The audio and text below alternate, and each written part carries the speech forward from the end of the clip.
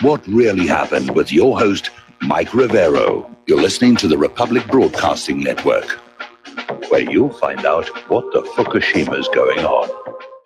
And aloha, America. Welcome to our show today. It's Wednesday, April 18th, 2018, middle of the weekday, hump day, starting that long, slow glide down to Pauhana Friday, and wondering what insanity is in store for us over the coming weekend, like we had last weekend, obvious here. All right, the phone lines are open, 800-313-9443. Mike is in our control room, ready to answer the phone, put you on the air with your comments and questions. And getting on into it, more and more people are stepping forward to say they're not buying the claim of a chemical attack in Duma. The story just didn't make any sense. It never did. It was not going to get Assad anything. Attacking children certainly was going to work against him. The story just didn't make any sense whatsoever. And more people are starting to say there wasn't even a chemical attack at all. Apparently, according to one of the doctors who was treating the children, the problem was they were hiding from attacks down in basements and tunnels that were filled with trash and dust, and there was a high wind. And so the dust was in the air, and these kids were basically dealing with dust inhalation. Now, that actually makes sense when you look at the video of them being rinsed off with a hose, because that's something appropriate to dust contamination, certainly would be inappropriate to a chemical weapons attack. It explains why the people tending to the children weren't wearing plastic gloves or anything like that. And it also explains the inhalers. To try and get their lungs free of the dust and irritation as well. So Tucker Carlson interviewed Peter Ford, who's a retired British diplomat, basically came on out saying that nobody can confirm there was a chemical attack. There are now reporters on the ground in Duma, and they're unable to find any witnesses to a chemical attack. They're unable to find any doctors who treated anybody who was a victim of a chemical attack. And it looks like the White Helmets just grabbed this tape of the kids being treated and said chemical attack, and everybody hit the war button. And even Western media is now starting to say that there was no attack, and that includes The Independent, which is publishing the articles of Robert Fisk, and Agent France Press is also coming on up and starting to report that there was no chemical attack at all. There's even an independent journalist, Pearson Sharp, is in Duma, and he's looking for evidence of a chemical attack. And everybody he's talked to deny there was any kind of an attack. And they're saying it's all a claim to help the rebels escape. So there we are. Now, getting on back to Robert Fisk, his report rips away all excuses for an airstrike on Syria. And even if there had been some kind of a gas attack, it doesn't justify military intervention any more than the U.S. government's gassing of that church full of women and children in Waco, Texas, justifies Canada coming down and bombing our country. It doesn't make any sense here. But without that chemical attack, it's just an act of naked aggression. And we know that the targets that were hit were not, in fact, chemical weapons facilities, because otherwise there would have been tens of thousands of victims of the toxins released by the bombing. That didn't happen either. It's all a fake. It's Saddam's nukes all over again. Fool me once, so forth and so on here. Ben Swann's reality check is out there saying that lies are being used to justify the U.S. airstrikes on Syria. The warmongers want to turn it around. They don't want to lose in Syria because that will basically kill the momentum they've built up with all these other wars over the last 18 years. We're on a roll. We're on our way to Iran. We're on our way to Russia and China and North Korea. We can't stop now. Or so goes the thinking. Over in France, Marine Le Pen is openly criticizing the French strike on Syria. And she's reminding everybody about Colin Powell's little glass tube of talcum powder that he showed to the United Nations and said, this is some of Saddam's anthrax. Whoops, almost dropped it. Made you look. Now, the Organization for the Prohibition of Chemical Weapons head is saying that there is a UN security team that is trying to basically get into the area of Duma where this attack supposedly happened. They're being shot at. And the UN security team is trying to get the area cleared out so the scientists can go to work. And they've sent in basically a reconnaissance team, but they've come under fire from small arms and even an explosive. Kind of made, obviously somebody doesn't want that team to get in there, at least until evidence can be planted to frame Assad. And I think that's what's going to happen. They're going to keep the scientists out of there long enough for somebody to go on in and spread some chemicals around and say, see, we were right all along.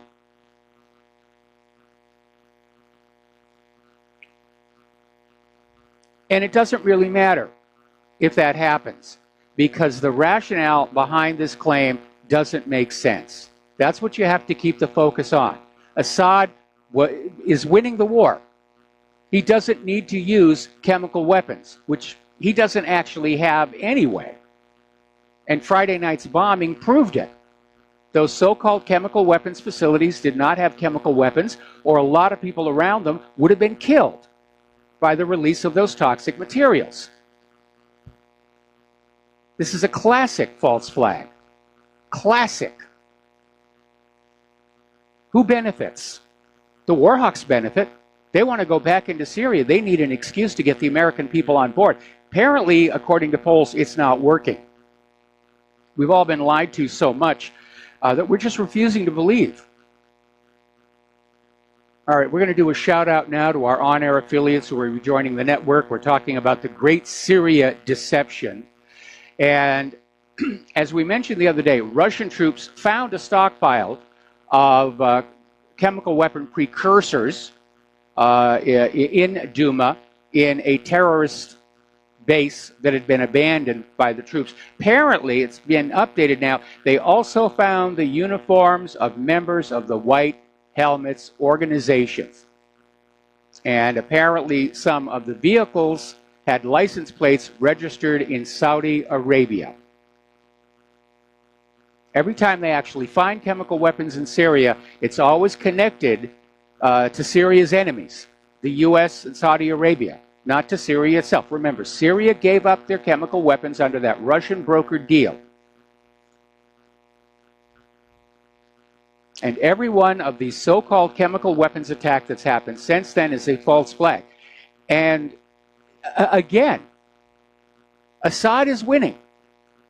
Trump was talking about leaving Syria just a few weeks ago. That's a tacit admission of defeat.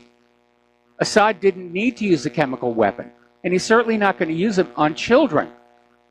The claim just doesn't make any sense at all. Now, in other parts of Syria, the Syrian army advances in Rastan, and apparently they've reached a deal with the militants in Dumayr, who are basically surrendering their heavy and medium weapons. And about 1,000 of the militants and their associates and family are going to withdraw from the area, and the rest are basically going to take advantage of the amnesty program and go back to just being Syrians. Now, over in Al-Damar, the Jaish al-Islam are continuing to hand over their weapons, getting ready to leave for Jarablus. So the war is all but over. Assad has won. And powerful forces in the U.S. and Israel don't want that. Israel wants to keep that Golan Heights. If the war ends and the U.S. has to pull out, Syria is going to come after the Golan, because they're going to need that revenue from that oil and gas under the Golan to help rebuild all the damage that's been done, especially to places like Raqqa. They've just been bombed into rubble by the United States. Now, there's been a shelling attack on the neighborhoods of Al-Zahira, Al-Jadeda, and Bustan al-Dur in Damascus, and it caused only material damage, no casualties reported. The U.S. is claiming they had nothing to do with it. Israel refuses to comment. The prevailing theory is that the U.S.-backed militants have somehow acquired their own missiles for ground-to-ground attack, and they're starting to use them. Story out of Sana really tells the tale. It's talking about what happened in Raqqa, and basically says, you just need to look at Raqqa to see the utter barbarity of the U.S.-led coalition in Syria. And they're talking about, hundreds of civilians, innocent civilians have been killed, using all kinds of weapons, including incendiary weapons, white phosphorus, which is illegal. So if you want to look for somebody who's using chemical weapons, there's an example right there, because technically a white phosphorus round is a chemical weapon. Meanwhile, over in northeastern Syria, the Syrian army has uncovered a mass grave in Raqqa countryside with over 150 bodies believed to be executed by ISIS. And in the meantime, they also found a large workshop of Jaish al-Islam in Douma that was used for making mortar shells. So they're finding all these factories and everything that are being used to make all these weapons to kill people with. Now, the U.S. is trying to figure out some way they can justify remaining in Syria. Right now, the U.S. just coincidentally happens to be occupying the part of Syria where all the oil and gas and most of the water is located. I'm sure it's just a coincidence, of course. But they don't want to give that up any more than Israel wants to give up the Golan.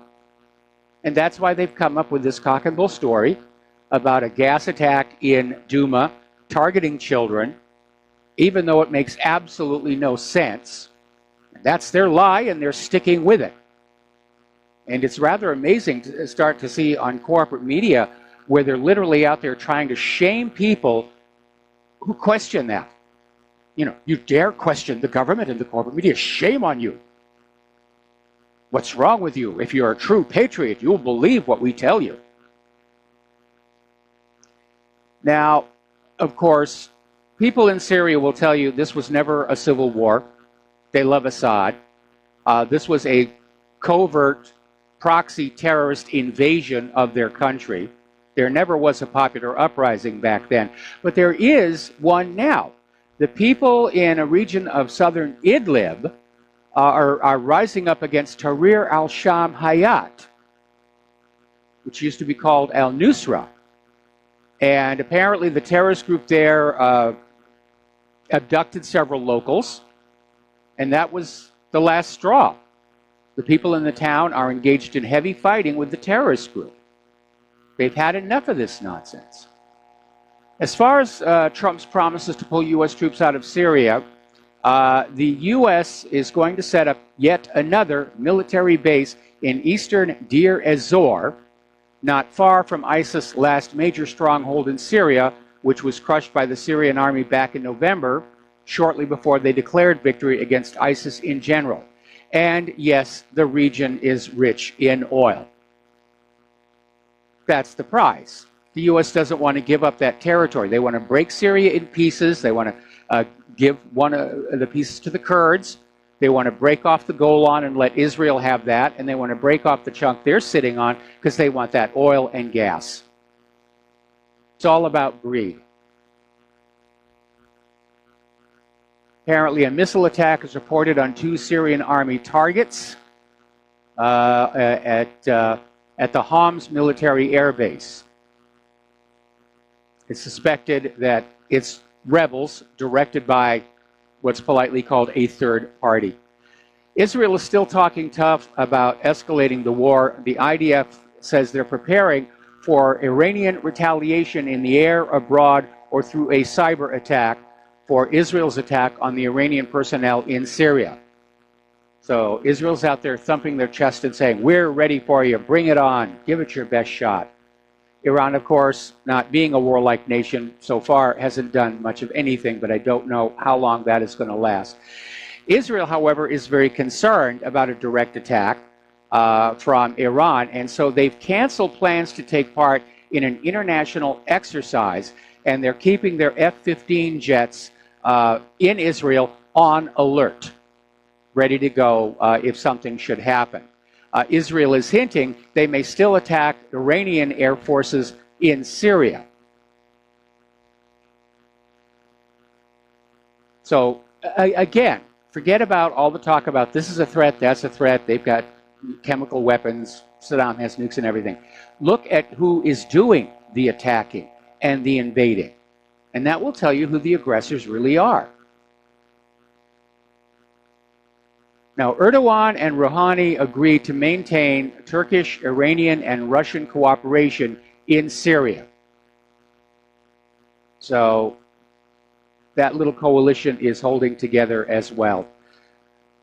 Now, the last Friday's attack, 105 munitions, most of them Tomahawks, other standoff-launched air-to-ground missiles, 71 interceptions using 30-year-old technology. Radars, book missiles, some S-200s.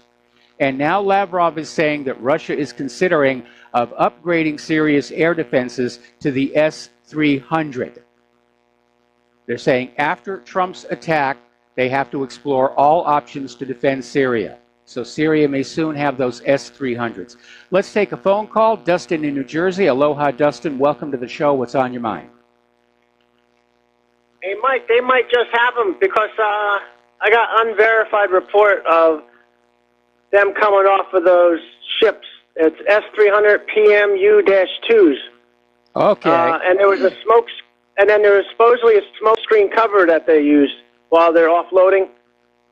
So, but this is unverified right now, so keep that. I would not be surprised. I would not be at all surprised that Russia is probably deploying much better weapons into Syria, and the next time the U.S. or Israel tries to go on in there, it's going to get really ugly. The only reason that Russia didn't respond on Friday is that the U.S. intentionally steered clear of areas where Russia is operating. Basically what they did is they picked out 5 different buildings, which appear to have not really been important to anything, and because they were not defended, so they thought, it was going to be a spectacular strike.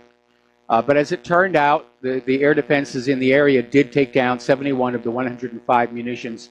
And again, we know that the largest of these facilities, where it was claimed they were loading chemical weapons into artillery shells, it's a pharmacy. It's a compounding pharmacy.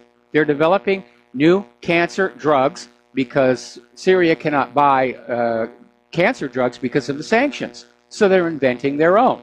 Apparently they also make anti-venom medications for snakes and scorpions and stuff. This is a replay of when Bill Clinton bombed that aspirin factory in Sudan to distract the media from Monica Lewinsky. You think Donald Trump's going to get a lawsuit from the person who owned the company who owned the pharmaceutical plant? I hope so. I hope so. I hope the owners of all these buildings sue the United States government and say, you had no justification to destroy my private property. And they can cite that Sudanese aspirin factory as the legal precedent, because the owners of that factory, they won their lawsuit, which means you, the American taxpayer, not only got to pay for those cruise missiles, you got to pay to rebuild the aspirin factory. And Mike, did you hear about the British sub that was followed by the 2 Russian diesel subs? They were tracking it. Yeah, they are. It's apparently the submarine is the latest updated Kilo class. Now, the Russians have been building the Kilo class for 30 years. It's a very rugged, robust, reliable design. And it's called the Black Hole because it's almost impossible to find. And so this Royal Navy Astute class submarine was being chased around the Mediterranean by 2 of the Kilos, supported by 2 frigates and 1 anti-submarine aircraft. And I imagine the game is still going on. It's going to be a hold-down exercise. Dustin, stay on the line. I'm going to come right back to you after the commercial break. Aloha, America. Welcome back to the show. We're talking with Dustin in New Jersey, and we're talking about this little game of cat and mouse that's going on in the Mediterranean with the Russians as the cat and a British Astute class submarine apparently as the mouse. Now, I was talking the other day about hold-down games. The Astute is nuclear-powered, which means it can stay down for a considerable amount of time. But the idea is to simply shatter the confidence of the command crew. The Astute class is supposed to be a stealthy submarine, but because it's nuclear-powered, it does have that weakness. Those reactors make noise, and it's very, very hard to contain that. And the Kilo-class submarines are diesel-electric. When they're running on their electric motors and their batteries, they're absolutely silent. And I'm sure they're out there listening for that little tea kettle that's ticking away in the middle of the British submarine. And so the British submarine may have the advantage in endurance, but the Russians have the advantage in terms of the actual tactical situation. They can see the Astute before the Astute can see them. Okay, apparently we lost Dustin. That's a shame. All righty, so speaking of submarines, there was a Virginia-class submarine, the USS John Warner, that took part in last Friday's attack on Syria. And because of that, the city of Naples, Italy, is now saying they're no longer welcome in that port. Apparently, Naples, some years ago, passed a law banning ships, military vehicles with nuclear weapons, and it wasn't really being enforced, but because of what happened in Syria, they're enforcing it now. So the John Warner's going to have to find another port, and there's plenty of them around there. It's a diplomatic slap in the face. It's not really a significant inconvenience for the John Warner. Major protests over at Westminster in Great Britain. Huge anti-war protests saying, "We are not America's lapdog," and condemning Theresa May's decision to send in the British military into Syria. And some of them are saying she should have consulted Parliament. Others are just saying it was flat out wrong to do it in the first place. And they're right, it was. Now, Britain is finally admitting that the Organization for the Prohibition of Chemical Weapons did not confirm the origin of the poison used on the Skripals. Supposedly they confirmed there was Novichok, and everybody said, oh, well, it has to be Russian. It's a Russian-sounding name. But remember that independent Swiss lab that was working with OPCW discovered that the samples also contained BZ toxin, which is a powerful hallucinogen, was developed as a battlefield drug to make soldiers more aggressive, and it backfired. The soldiers turned on each other. But it's not made in Russia. It's made in Great Britain, and it's made in the United States. Okay, let's take another phone call here. Laura in Michigan, aloha. Welcome to the show. What's on your mind? Hi, Mike. I was just going to say, don't get panicked about these Russian submarines and everything following the Navy ships. My husband was in the Navy, and he said and during Vietnam.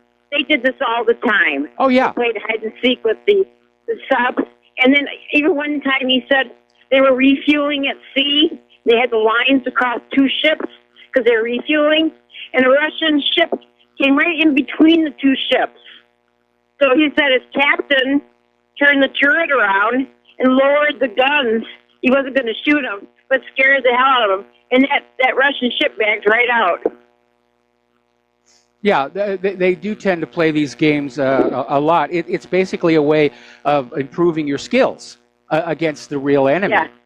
And you just hope that nobody makes an actual mistake. But there have been times when U.S. submarines have been caught on espionage missions inside Russian territorial waters. And then the hold-down game gets a little bit more brutal because the commanders of the U.S. subs know they can't surface and surrender or it becomes an international incident. And so there have been quite a few of those. Every once in a while, these things run into each other. Back when the Kursk was rammed and sunk, I put together a whole collection of all these accidents that happen from submarines following too closely to ships, and the ship makes a sudden move, and the submarine runs right into the ship's screws or the skegs. So it's a very dangerous thing. But yes, it does happen all the time. I couldn't believe when he said the ship actually came right in between two ships refueling. That they would have the nerve to do that. That's an accident waiting to happen, you know? Yeah, well, at least it didn't actually happen, unlike what happened with those Navy ships that hit those tankers and cargo ships out here in the Pacific. Anyway, Laura, we got to take another break for commercials, so I'm going to let you go. And when we come on back, more about Syria, more about the insanity of war, more about, well, whatever we've got to talk about today. We'll be right back. And aloha, America. Welcome back to the show. And it looks like we got Dustin back on the line. We kind of lost you a little while ago. So welcome back to the show. What's on your mind? Yeah, I had another question. But I wanted to also say, I think the Typhoons are the best subs. Like, they only have one left, I believe, of the Typhoon, one or two. That was the extremely large one. It was like, I remember studying those things. It was actually two deltas welded together, and then they put a coaming over it. But it was very, very huge, very impressive, about the size of a World War II aircraft carrier. And it actually had very nice amenities for the sailors. It even had a swimming pool. It wasn't very big. But you could do a little dive off the edge and do laps on the thing. So, and you do have to take care of the crews on the submarines, especially the boomers. They're out there for 3 months, and they're going to go wacko if they got hobbies and movies and entertainment and stuff. I remember one time there was a U.S. Ohio class submarine that had to put in here at Pearl Harbor because it had some kind of a mechanical problem. On patrol. Normally, the Ohio class don't come in here, and they're classed as SSBNs, which is supposed to be submarine nuclear ballistic missile, but the sailors all say it stands for Saturdays, Sundays, and a bunch of nights because of how hard they have to work to keep the things running. But Claire and I were down in Pearl Harbor. We were on an Aegis ship. This was Christmas several years ago, and we were there as part of a choir that was singing to the sailors on the ship as part of their celebration. And I just happened to look on over, and there was this Ohio class, and it was huge, just absolutely huge. And, when I think of submarines, I've only ever been on board two submarines. One is the Baleo class that's a part of a museum exhibit at Pearl Harbor. We also used it as a location for Lost.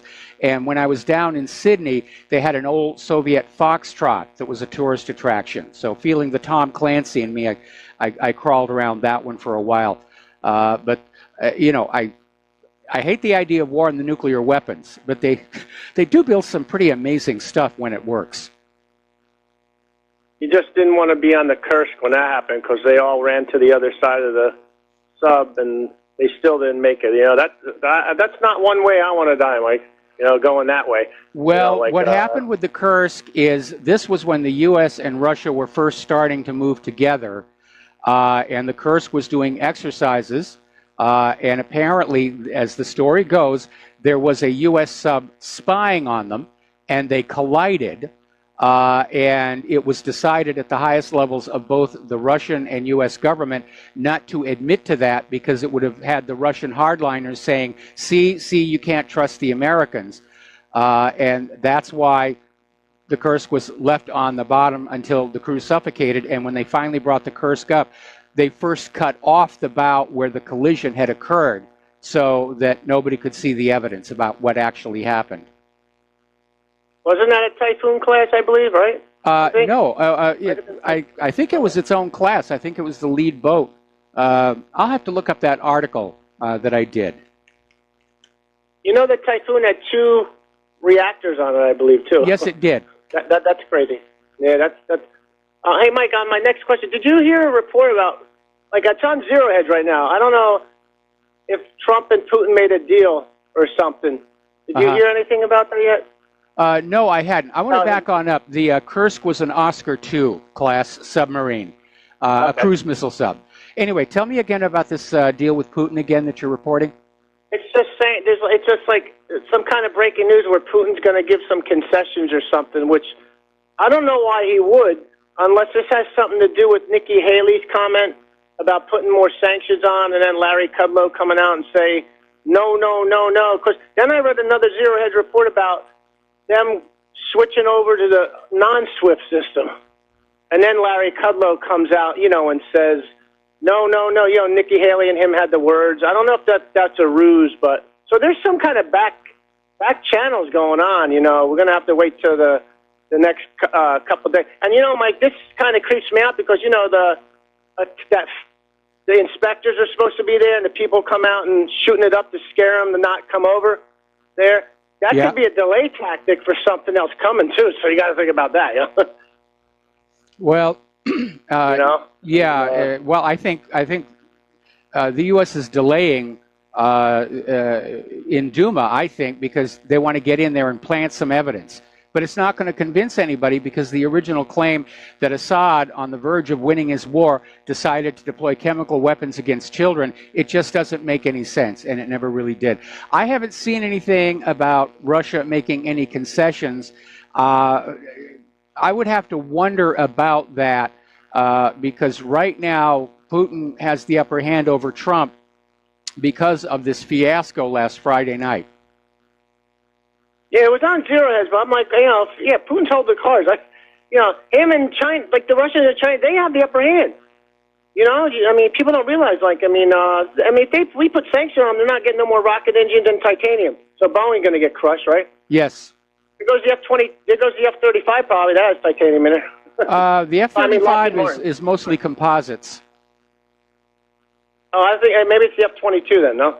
I don't know how much titanium is in the F-22, but all the modern aircraft, going back to the B-2, they're mostly composites. A lot of this came out of Burt Rutan's design shop up there in the Mojave. Okay, thanks, Mike. All right, have a good show. All right, thanks. We're going to switch over to Mike in Chicago. Aloha, Mike. Welcome to the show. What's on your mind? Hi, Mike. Well, first of all, America should be grateful that they have things that they take for granted, namely that they have jobs, that they could, I hate to say flush a toilet, food that's available, and, transportation and all that. That's number one. And number two, there's something called a black swan event. And what a black swan event is, and stop me if I'm wrong, it's an event that is unforeseen because we take things for granted, like paying back debt or borrowing money or having a job or food on the table or flushing that toilet in the bathroom. Once a black swan event comes that was unanticipated, those things could be taken away from us. And here's the second point. Are we prepared? All right? We should have patience and always be vigilant that a black swan event could occur. For example, I look at prices every day, and I have a mentor that teaches me about pricing and stuff like that. And he mentioned, by the way, he's like 83 years old. I really learned a lot from the guy. But anyway, he remembers 1998, and we both looked at the price of oil today, and it's ready to pop over $70 a barrel. Okay? Uh-huh. Now, if that oil pops over that particular number right there because there's a crisis of some kind, the American economy is over. I'm going to tell you right now. And it could be a black swan event, like I just said, something that you never thought of that happens overseas. What is it called? The Suez Canal or Iran or, some unforeseen event that's going to drive oil, $150, $200 a barrel. Now, that's not going to happen. Don't ever say something that can't happen. People have heart attacks every day. People have strokes every day. People get into car accidents every day. All right? These are events that are unforeseen, but only maybe a few can see them coming. And maybe I don't know a lot about 1998, but perhaps that could be something that's related to, a possible black swan event, whereas we have a crisis and our economy is over. You know what I'm saying? Well, oil. let me respond to that. You're right in your general definition of a black swan event, and the reason they occur has to do with the fact that the vast majority of people on Wall Street and the money junkies, they indulge in wishful thinking or magical thinking, and they don't want to look at the possible downsides because they're enjoying the rush to the top too much. A good example of that, of course, would be the downfall of Enron, where it just seemed like they could do no wrong, and there was all this money pouring on in, and then it all fell apart in just a very, very short while. That's a classic black swan event. And you're right, our economy right now is very, very fragile. It is crippled by way too much debt. It is crippled by the trade imbalance, which Trump's trade wars aren't really going to significantly change. Just like the few jobs that he's arranged to create are just a drop in the bucket against our total unemployed population. But yes, if there's a regional war in the Mideast, oil is going to go right through the roof. There are going to be shortages, and anything that depends on oil, heating the homes, the trucks that deliver produce to the stores, the aircraft in the skies, they're all going to be economically hit by it. Exactly. So my final point would be, America, hope for the best. How does it go again? Yeah, hope for the best. I sound like President Bush, don't I? Yes. Oh, by the way, his mother died today. Oh, yeah. Yeah. I know. We were going to talk about that later in the show. Okay, we could do that. But listen, how does it go? Pray for the best. Hope for the best and plan for the worst. Okay. Maybe that's the best thing we could do for everybody on an individual basis, and I hope they hear our voices.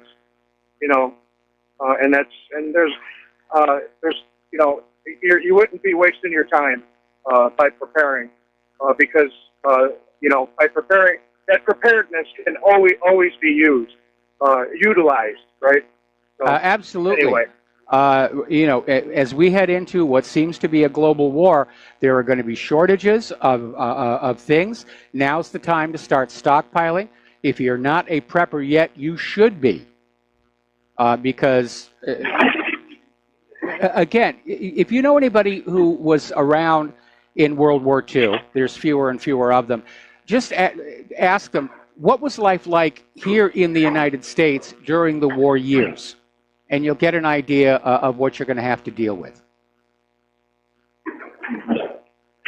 Michael, real quick before we go, my father told me about his mother. When his mother was a little girl, they were going through the Depression, and they had cans of Hormel hash, I think, hash, yes, and something else.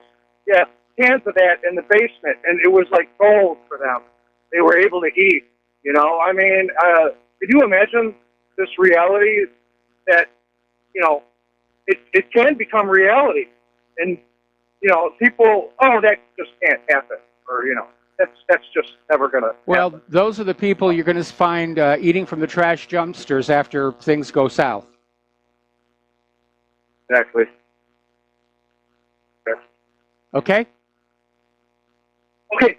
Thank you, Michael. Have a good day. All right, thanks an awful lot. We're going to let you go, and we're going to switch over to the old man who's really the younger man. But what's on your mind today? Hello, hey, you're on the air. Yeah. I'd like to talk about New World Order government plans. And a lot of people, I hear they say, well, they're going to do this or that. I happen to know about 20 years ago, I had a conversation with an international lawyer who was involved in setting up what they're planning for this New World Order, this one world government. Her name is Valerie J. McNevin, McNevin, Carlson, Karlson, who's now divorced and goes by the name of just Valerie McNevin. Now, at the time, she was told, the people that she worked for told her to marry the man who ran the FDIC for the Northeast.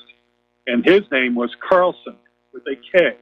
Mm-hmm. And she was basically told to have a child with this guy and basically get control of him.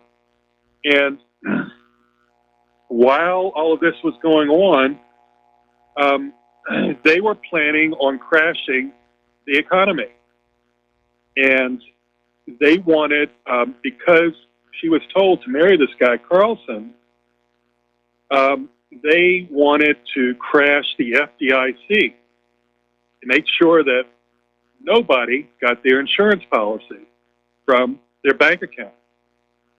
And along that time... Oh, okay, I have to interrupt you here. Every time you call into the show, you come out with all of this stuff that you say is going on, but it's not based on any hard evidence. It's always, I heard it from this person, I heard it from that person, I have a friend over at NSA, and you just sort of sit here burning up airtime and you don't seem to get anywhere. Is there a point to all of this? I'll get right to the point then. Please do. I was trying to tell you a little bit about our background.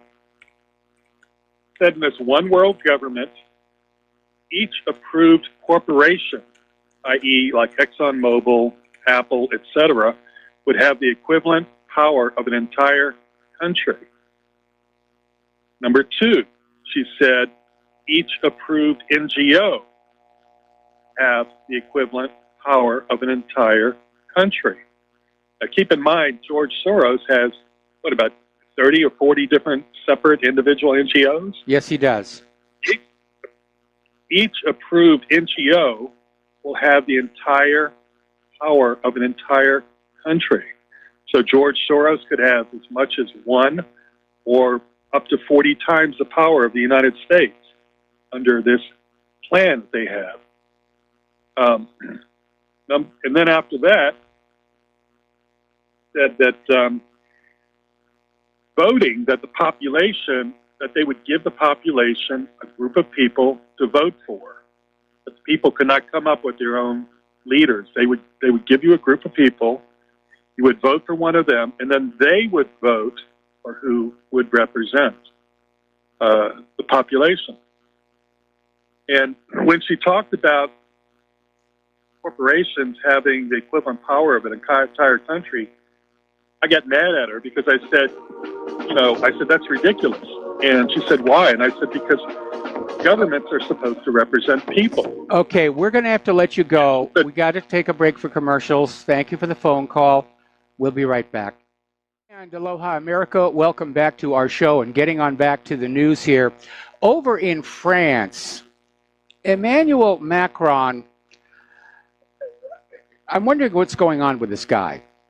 Because he's done a lot of things recently that have a lot of people wondering if he's drying his hair in the microwave oven every morning. And he came out with a statement saying that the strikes into Syria last Friday solved nothing, but they defend the honor of the international community. So this guy is out there saying that nothing militarily was accomplished. They obviously didn't hit chemical weapons facilities, or there'd be a lot of dead people around them, but it defends the honor of the international community. Honor? The international community, the leaders of all these warring nations, they have no honor. That's ridiculous to even say that. Apparently, Macron came on out and also claimed that he is equal to Putin, and that prompted a Twitter storm of mockery. It was a ridiculous statement for him to make. And then Macron basically came on out and snubbed Theresa May by claiming that he's actually closer to Donald Trump and has a very personal relationship with the U.S. president. And this prompted an article over in The Spectator in Great Britain asking if Macron's vanity presidency is falling apart. And pointing out that his attempts to reinvent himself as a new Tony Blair are failing. Now, getting on back to the ramifications of this increase in tensions between Russia, China, North Korea, the U.S., Europe, so forth and so on, it's already causing problems. And NATO is going to feel the pinch because NATO leases the giant Antonov AN-124 aircraft for the transport of military equipment. The Antonov is the largest cargo plane in the world, and it gets leased all over the world. They'll lease it to take the 12-meter racing yachts down to the America's Cup because there's no other aircraft that can take them with that keel. And NATO has been depending on the Antonov to move their hardware around by air. Now, Russia is saying they're not going to allow the Antonov to be used by NATO anymore. So NATO is now going to have to find some other way to get their weapons around. Of course, they can send them by rail.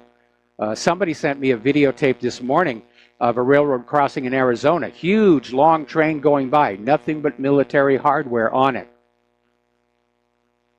But that takes a lot more time.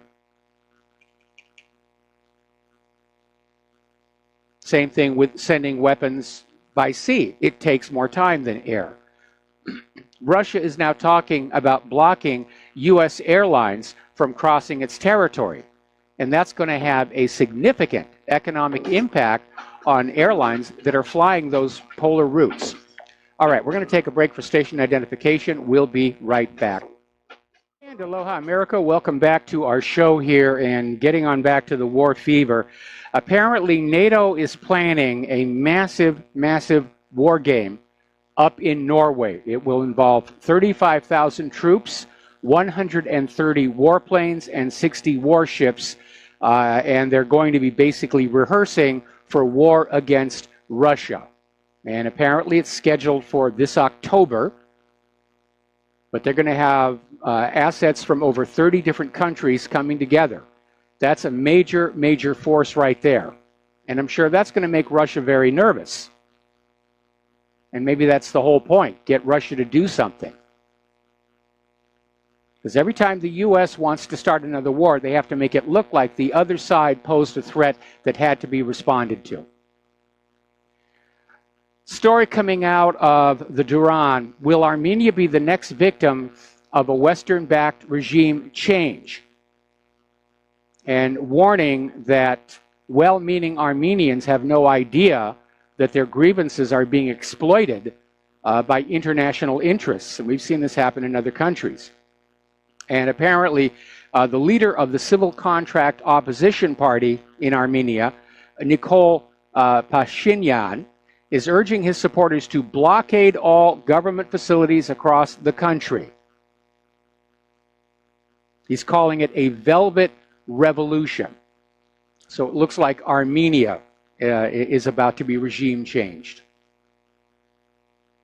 Now, Saudi Arabia and the United Arab Emirates are apparently down in Africa recruiting thousands of mercenaries to basically come on up and serve in their military adventurism, including, unfortunately, Yemen. Apparently, they're not able to get people to volunteer for their military in their own countries, or maybe they think their people are just too valuable. We'll go and use the Africans.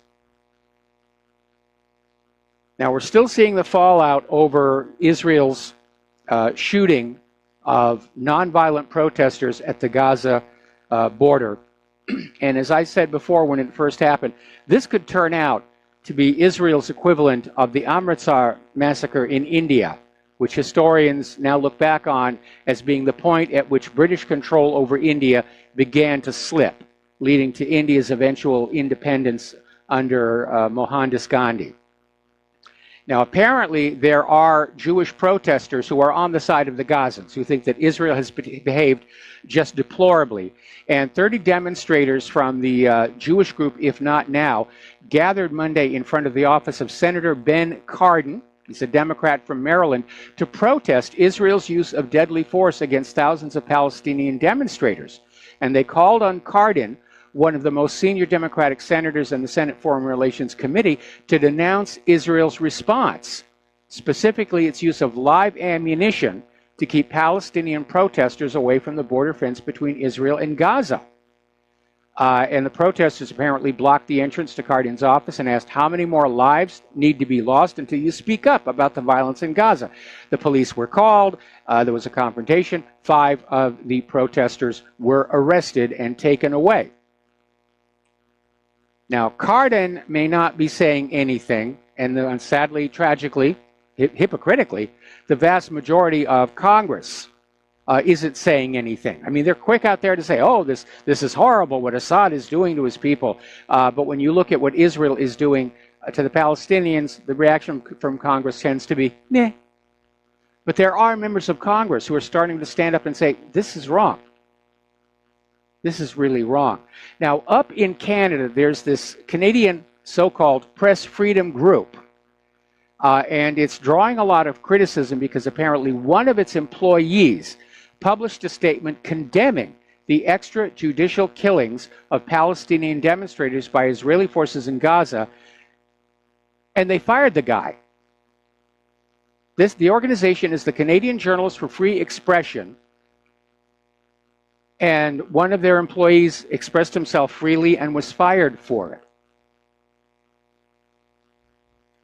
So, again, it's that Palestinian exception to freedom of speech here. Now, interestingly enough, a lot of the soldiers who are actually on the Gaza border are not happy about being there. They're not happy about the rules of engagement. Obviously, some are. We all saw that horrible video where somebody took a video through the gun sight of his rifle, shooting Palestinians and laughing about it. But apparently some of the soldiers aren't happy about that. They've reached out to the organization Breaking the Silence.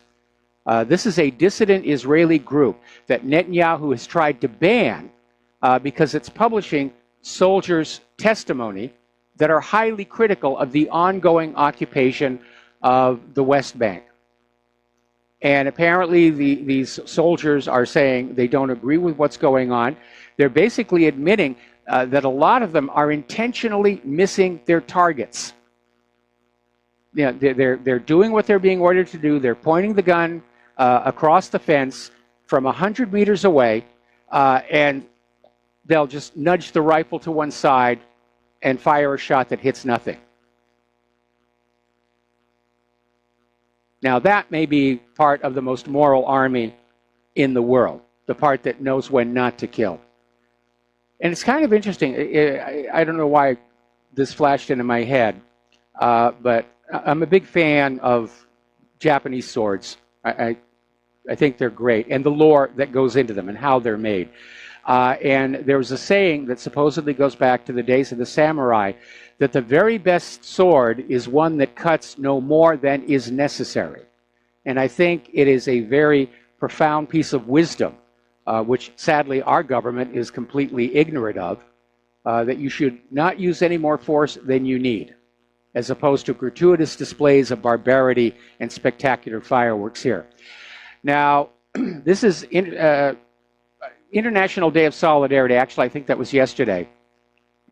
More than 150 European trade unions, political parties, human rights organizations, and faith groups from over 16 European countries have issued a call urging the European Union to uphold its legal responsibilities and exclude Israeli military companies from EU framework programs. In other words, to stop funding Israeli arms. Just like here in the United States of America, the people of Europe are taxed and the money is sent to Israel to buy and build weapons that are used to attack their neighbors. But public opinion is definitely turning. And all the propaganda in the corporate media is falling short because, well, nobody's watching the corporate media anymore. So tensions are ratcheting up. Over in the area around Nablus, there's been a graffiti war, if you will. Vandals are spray painting graffiti on walls, and they slash tires in the villages of Aswiya and Luban al-Shakia near the West Bank settlement of Eli. And apparently some of the graffiti said expel or kill. It was all very hateful stuff. And mind you, the West Bank is still technically Palestine. It's occupied by Israel, just like Israel occupies the Golan here. Adding fuel to the fire is a very influential rabbi, Ophir Wallace of the B'nai David Military Machina, was caught on video teaching would-be soldiers that Israelis, from the halakhic point of view, are permitted to wipe out the Palestinians. In other words, it's a mitzvah. You know, God wills it, God wills it, God wills it. Same thing that fueled the Crusades here. The Israeli army has fired more artillery shells into southern Gaza, injuring 5 Palestinians, one of them quite seriously. Apparently, the soldiers also fired live rounds at the Red Crescent ambulances and medics who went to the scene to try and deal with the victims. Over at Ramallah, Israeli soldiers have attacked nonviolent protesters and the journalists. They don't want any media coverage of what is going on. And they justify it by saying, we don't know that they're journalists. They could be terrorists posing as journalists, and we just have to take them out here. Now, Bernie Sanders is standing up here, and this is one of the reasons I wish he'd won the Democratic primary, because I'll be brutally honest about it. If Bernie Sanders had won the Democratic primary, in other words, if Hillary hadn't stolen the nomination away from him, I would have supported him over Trump. And Sanders is out there saying that he does not accept the Israeli government's occupation for 50 years. It's time for it to end. And he's absolutely right. Occupations are supposed to be temporary. And Israel has made it permanent. Now, over at George Washington University, they were getting ready to have a vote on supporting the boycott, divestment, sanctions movement and calling on the university leaders to divest from any stocks of any companies that deal with Israel. And they had to postpone the vote. Actually, they canceled it due to safety concerns following threats from the anti-BDS people. So they're resorting to terrorism to get their way. But the tide is definitely turning. There's an article over at Mondo Weiss that says, as Israel becomes a political liability, it's time to challenge its enablers. There was a time 10, 15, 20 years ago where if you said, I'm a friend of Israel, the money would pour on in and the votes would pour on in. It's starting to turn. In some of our more recent election seasons, candidates will actually have 2 different campaign websites. One will be for the, pardon the expression, the Jewish vote, and it will showcase the candidate's support for Israel and all the things they've done and photos of touching the Wailing Wall and everything. Then there'll be another website that is intended for the non-Jewish audience that doesn't mention any of that, because they're starting to understand being a friend of Israel is not being seen in a positive light by more and more Americans. And this Passover massacre is accelerating that. Now, Amnesty International is getting a new leader, Kumi Naidu. He will take over operation of Amnesty International in August. And he's out there saying that the boycott, divestment, and sanctions movement is a tested tool of resistance. And again, boycotts are a recognized form of nonviolent protest, and at least in this country, it's protected by the First Amendment. Israel would like to change that. Israel hates the Bill of Rights.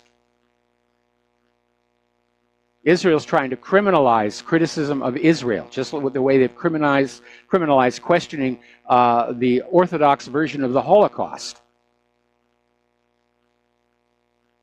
And the fact is, truth doesn't need any laws to protect it. Only lies and liars do. Truth withstands questions. It withstands re-examination. It withstands the test of time.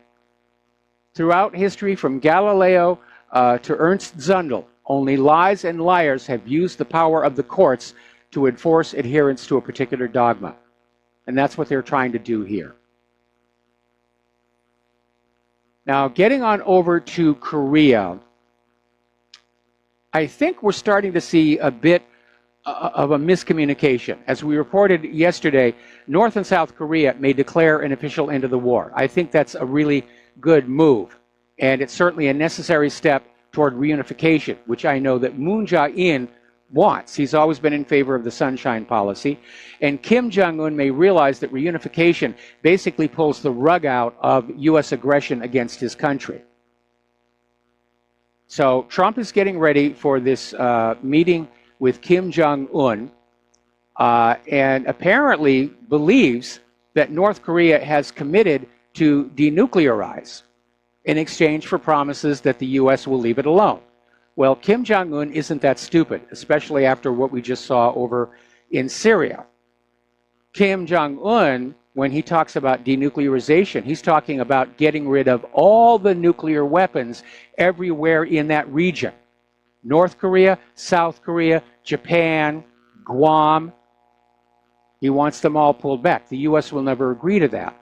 And Kim Jong-un, I'll tell you right now, he is not going to give up his weapons of deterrent on the word of the American president that the U.S. will never invade.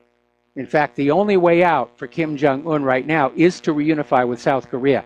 And I think there's a very strong possibility that that is going to happen.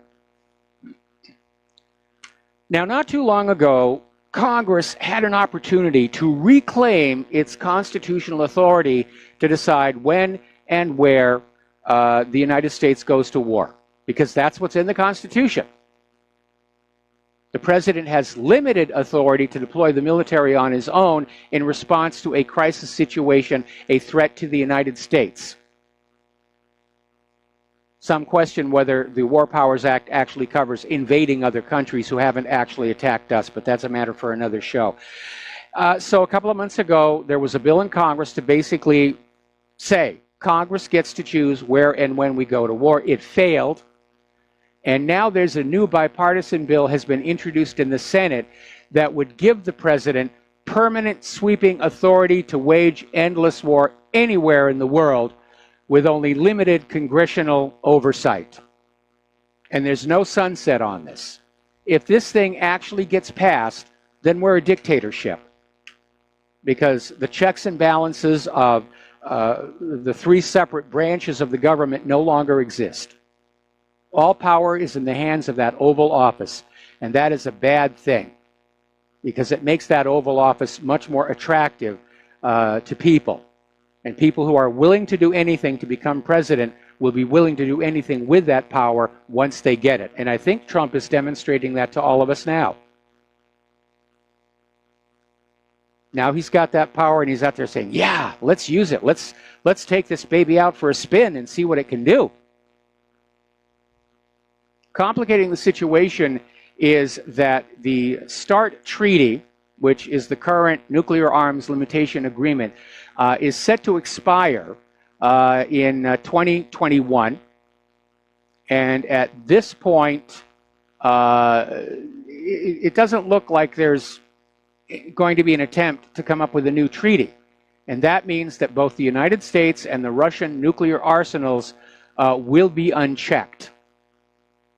Now, as I mentioned before, when we look at nuclear weapons that are currently deployable, the U.S. has a few more than Russia. Russia's tend to be bigger because of earlier problems with their targeting system. But both countries have stockpiles of warheads that right now cannot be put into bombs or missiles or torpedoes or anything because of that START Treaty. When that START Treaty expires, both arsenals can be expanded, because they've already got the nuclear warheads to go in them. And that makes the threat of a nuclear war much, much more serious. Personally, I don't think we're going to get to 2021 without a global war. So the point may be moot. So, what is all of this costing? It turns out that the average U.S. taxpayer sent $3,456 to the Pentagon last year. And I'm sure that probably most of you can think of something else you would have rather sent that $3,400 to or spent it on. Just $39 went to the Environmental Protection Agency. Our government loves war. They're pouring all the money that they can take from us into it. They're not adequately investing in access to quality education and health care for millions of Americans. We're in a wartime economy. They won't admit it, but that's what we're dealing with. That's the reason why there are cracks and potholes in the pavement, while fixtures on our street lights and stoplights are corroding away, why our economy is just non-functional.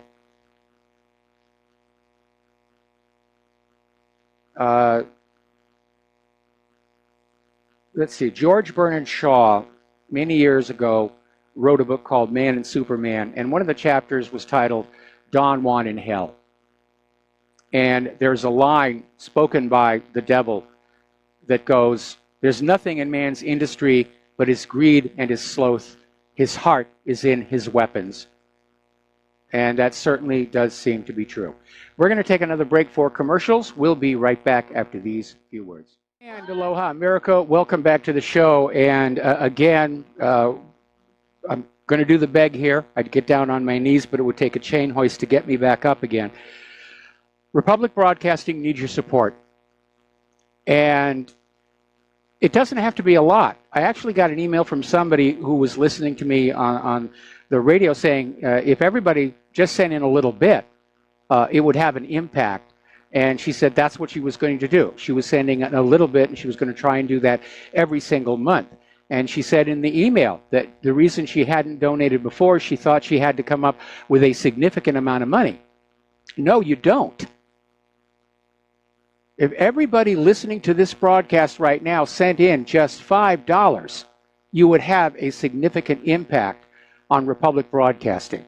So, if you are willing and able, the postal address to send a check, money order, or if you prefer anonymity cash, is Republic Broadcasting Network, 2251 Double Creek Drive, number 302, Round Rock, Texas, 78664.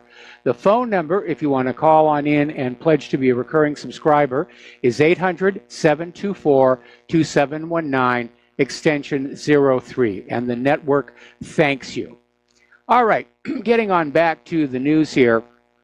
To nobody's surprise, the FBI has missed the deadline to turn over the unredacted James Comey memos to Congress.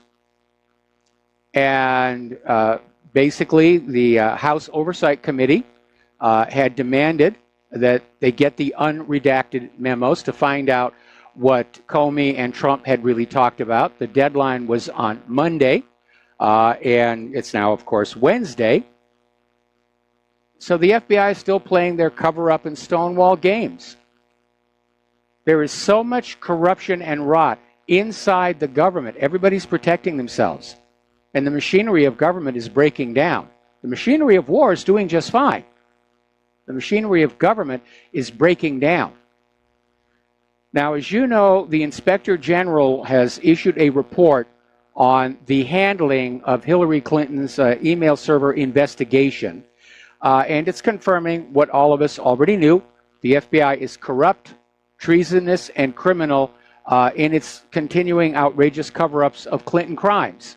Nothing new there. The FBI was covering up the murder of White House Deputy Counsel Vincent Foster.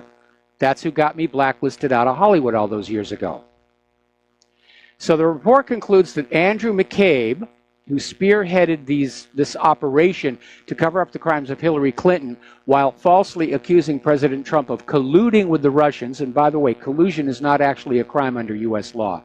He lied under oath, and he violated FBI Offense Codes 2.5 and 2.6, labeled misconduct in the report. McCabe's behavior may expose him to a criminal indictment. I think it should. It probably won't. So people are starting to look at that report and realize, yeah, there's something there. There's a there. And there should be a second special counsel or an independent prosecutor. Let's get Larry Klayman on this. So just looking at the first 6 pages, it shows that McCabe told investigators, well, basically the short version is McCabe had a lack of candor, which is he didn't tell investigators the complete truth. He left out important details. He did deliberately lie about other details. He hid key important facts. Now, what is this really all about? For those of you who are new to the show, and I think quite a few of you are from what the email is telling me, what I think was really going on with that Hillary Clinton email server was a replay of what was called the Chinagate scandal back in 1996, when Bill Clinton was running for re-election and used his authority as president to authorize the sale to China of militarily sensitive technology over the objections of the Pentagon and the intelligence agencies, and at the same time, Chinese money was pouring into his re-election campaign fund. Now, it was funneled through Chinese American citizens to make it technically legal, but when they were investigating Chinagate, they found out the money originated with Chinese industrialists, even Chinese intelligence. And that should have resulted in prosecution and impeachment then, but oh my goodness, the White House email server broke down. We don't have any more of the relevant documents. We stopped making backup tapes to save money. We've all heard this before. So what I think Hillary was doing while she was Secretary of State, the reason she had the private email server chock full of U.S. secrets is she was selling those secrets to foreign interests and using the Clinton Foundation to collect and launder the money. And during her term as Secretary of State, at least 40% of the money that came into the Clinton Foundation came from foreign sources.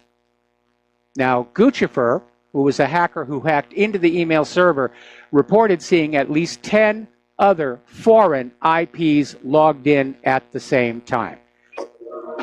This is an important question that needs to be asked, and it deserves an answer. And I'm going to keep asking it. We'll be right back. Aloha, America. Welcome back to the show. We're going to go back to the telephones now and talk with Viv in Canada. Aloha, Viv. Welcome to the show. What's on your mind today? Yes, hi. I'm looking at your homepage, and I noticed that there are thousands of Marines and U.S. troops on the border of Jordan. Yes.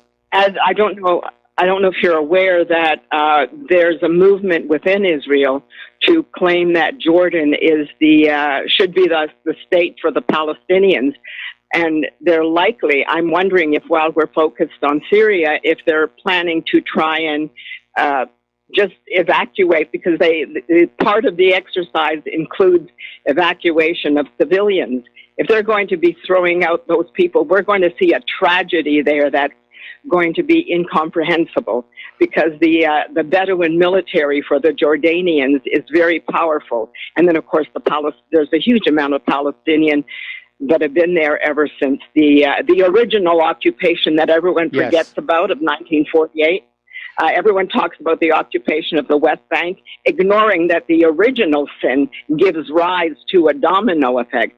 But the interesting thing is, the kingdom, or the king, although they betrayed the Palestinians with the British and accepted Transjordan so that the head of the family could become the king, but their family is originally called Hashem.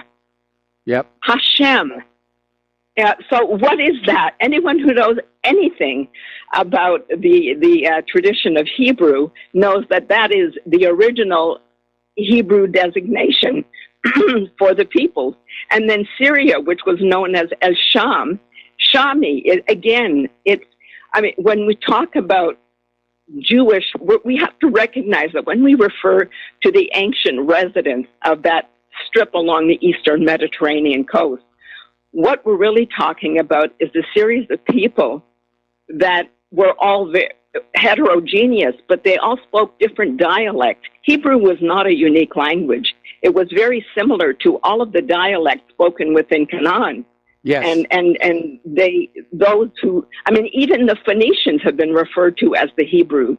If you look at even the Carthaginians, Hamilka Barka, Bar is son, and is the definite article the. So all of those languages, even if, assuming the Romans, when they occupied Judah or Judea, had actually allowed the rebels to live, they would have been taken prisoner and put into the gladiatorial rings or incorporated into the army. The people that were there originally are, to say that the Jews of Europe, the Ashkenazim, have any rights is absurd. But now not only are they trying to take, well, they've taken over the original Palestine in 48, with the help, by the way, Canada's involvement is not known.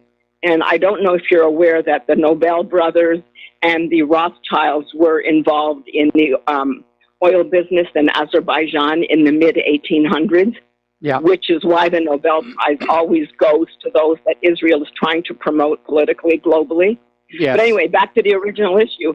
That movement to try and take over Jordan as the Palestinian state, as they slowly move over to annex the West Bank and turn Gaza into the Israeli Riviera, we're focused on Syria with childish games that are being led by this idiot Trump, who I have to say I was hoping he would win again because I disliked Hillary Clinton so much.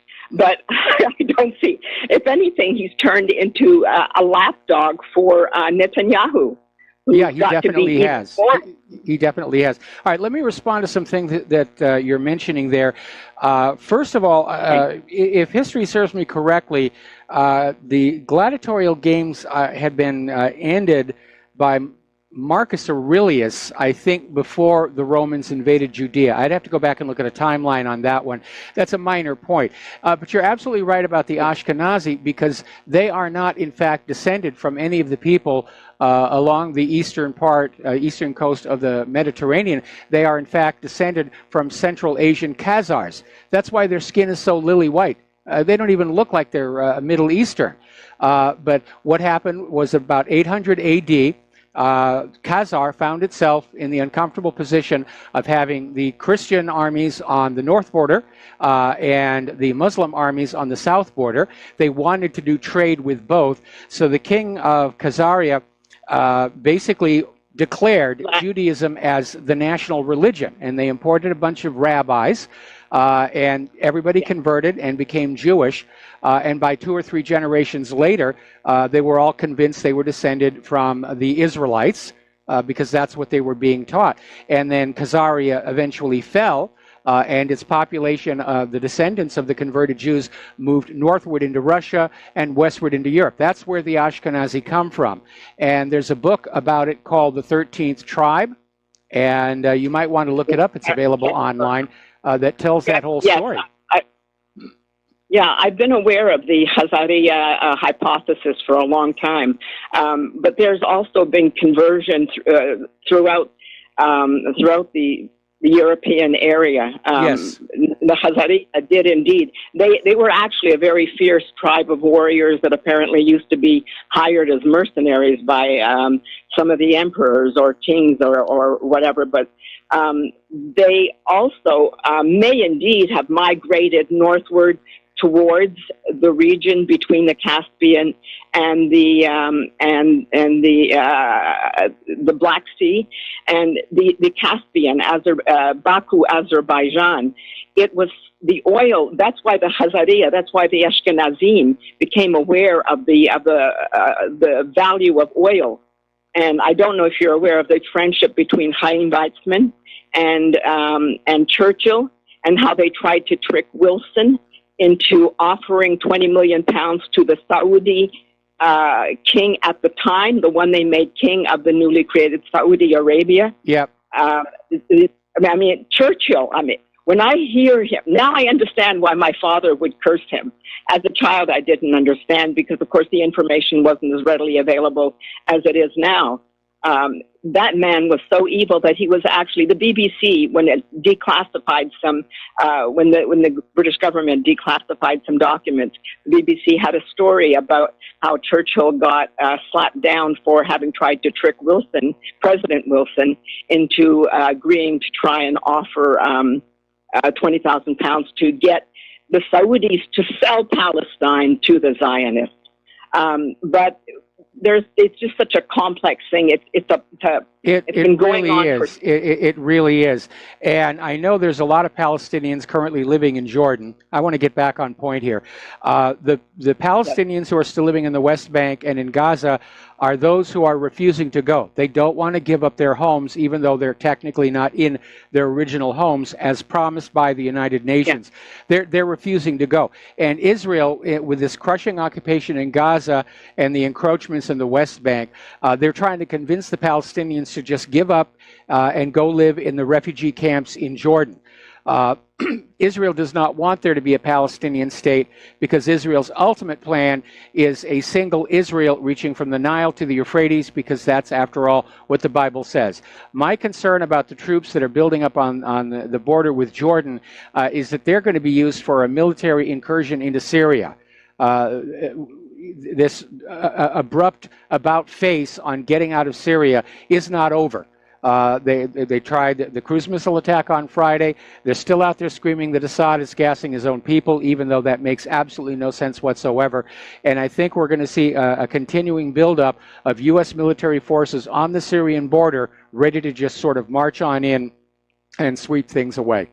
That's what I think. They may also be there to try and prevent the Jordanians from intervening on behalf of Assad and the Syrian people. That could very well be true. Could be very well be true. Anyway, Viv, got other callers waiting on the line here. Need to let you go here, and we're going to switch over to Francis in North Carolina. Francis, thank you for waiting so patiently. What's on your mind? Non-issue. Hello, and aloha to you both, for that matter. In your earlier commentary about the online scenario with Clinton's file and Gochipur and what they discovered and so forth ad nauseum, I'm curious, maybe I missed it somewhere. I don't know. I could be wrong.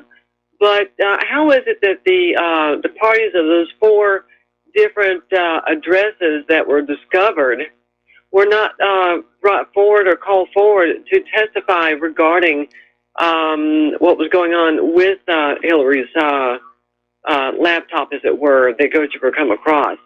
If they were brought forward to do questioning or testify or whatever, then I'm not sure exactly how I missed that, but I'm just curious as to what your thoughts are. They dropped the case. Whatever was on Anthony Weiner's laptop. And James Comey, in his ABC interview, basically let slip that there were hundreds of thousands of Hillary emails on that laptop. Apparently, that was Huma Abedin's insurance policy, because she used that computer as well. Judicial Watch was told there were only 77,000. And so now Judicial Watch is filing a lawsuit saying, we want all of them, because that's what the original Freedom of Information Request lawsuit said we were supposed to get. But no, apparently whatever's on that laptop, they don't want to ask questions that they don't want the answers to, is basically what it comes down to. And if I'm right about Hillary running an espionage operation out of the State Department, that's a scandal that could bring down the entire government. And there are others who are saying that the reason Hillary is being protected in all this is because everybody inside the Beltway in Washington, D.C. is tangled up in that Clinton Foundation, using it as a slush fund, using it to launder money, using it to dodge taxes. And if that were all to come on out, everybody's going to be getting pink slips. There's obviously something really, really horrible behind all of this, and everybody is working to basically try and keep it out of the public eye. So basically it wasn't about someone playing volleyball or sports issues or something of that sort that was proclaimed to be an issue about the emails then. Well, if that's the case, then go ahead and bring it out. If it means it brings DC down, then bring it down and let it just implode. I would absolutely agree. Later. Let your truth be told, though heavens may fall. And we need to remember, the NSA does have all of the communications from Hillary Clinton. They offered it to the FBI, and James Comey turned them down. All right, let's take another phone call. Peter in Los Angeles. Aloha, Peter. Welcome to the show. What's on your mind? Yeah, hi, Michael. If I could get you to discuss with me, if you would, what you think, and by the way, I want to also say, that lady who called before the last caller, talking about Israel and the history and all that. I noticed she ran that article about how they're trying to make changes to and basically censor textbooks. Yes. But I'm glad to see that you ran that. But what do you think, Mike, are the bottom line? United States has to save face and doesn't really want to go to war with Russia, I don't believe. I think it was made apparent in the last fake attack. But yet we're there and we won't get out. They're there, they won't get out. So what do you think are the bottom line demands of any negotiated settlement? Keeping the goal on, getting the Iranians out, or Assad leaving definitely, trade in Assad for as a face-saving measure and everything else stays the same. What do you think? Well, I think that first of all, from the point of view of the defense contractors, as long as they're making money selling weapons, they don't care if there's a war or not. That was the whole scam of the Cold War. They made all of these weapons. Some of them were absolute junk in hindsight, but they cost a huge amount of money. The American people paid for it. The defense contractors got rich, and of course they started sharing their wealth with members of Congress to keep the party going. And when the Soviet Union collapsed, obviously the Cold War was over, and the American people started saying, start spending our tax money on the American people and on the American country. And the powers that be didn't want to do that. So there's been talk over the last few years, ever since relations with Russia began to deteriorate, of somehow bringing back a Cold War to again soak the American people for more money, for more weapons, and so forth and so on. However, the people who are behind the globalist agenda, the New World Order, understand that Russia and China have to be smashed because they are not going to be willing to submit to one world government. And so I think that's the reason why there is a real risk of a real war with Russia. Apparently, Donald Trump was given 3 plans Friday, one of which included a direct attack on the Russian facilities.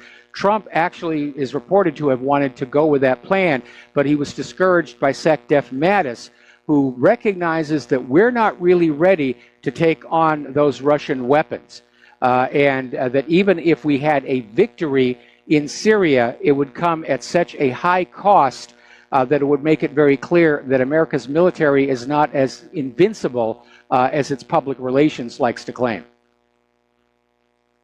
Well, Mike, I look at over the last week, ever since that strike especially, a lot of the less aggressive members of this new, quote, coalition of the willing have been saying, we just need to have Assad go, repeating that, but like Assad could be a trading chip saying we could declare victory and leave and have everything and have maybe somebody else that's the same or whatever there.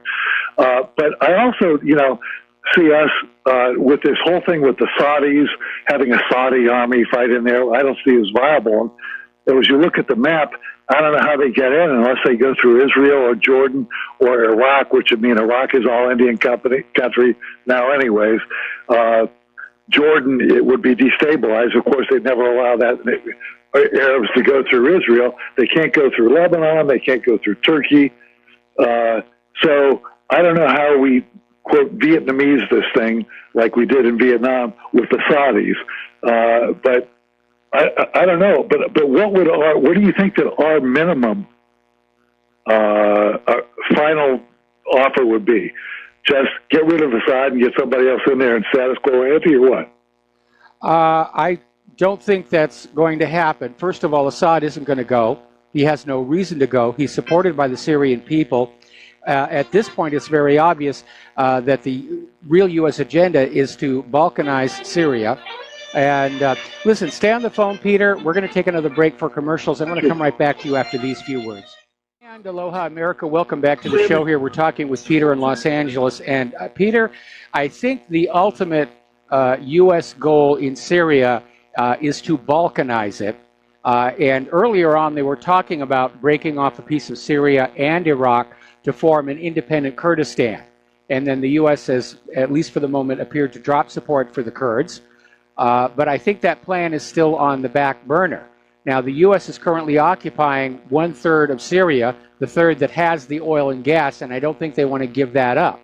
And they may basically say, well, we're going to break this off, and without this oil and gas money, Assad can't make chemical weapons, so we'll let him stay in office, and we're going to make this chunk of land the independent Kurdistan, and the Kurds, of course, will sell out of that oil and gas for the U.S. dollar.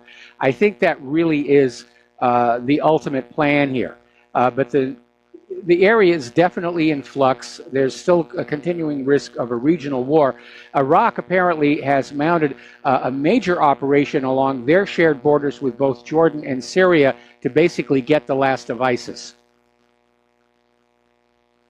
You know, Mike, I think that's what you're saying is very plausible.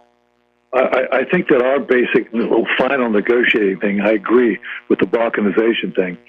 And I also agree that the Kurds will provide a little flexibility how we carve it up and who gets what.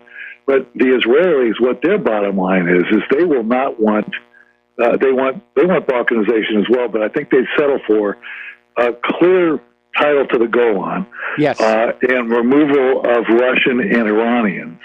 That would be their bottom line, and probably Assad going, which since Trump has said Assad's got to go, and Kerry and Obama and Clinton, they all said at one time, or Haley, that Assad's got to go, that maybe we could pay him off and he could go, you know, live in some dacha on the Caspian or something, or in the South China Sea in luxury the rest of his life and get somebody.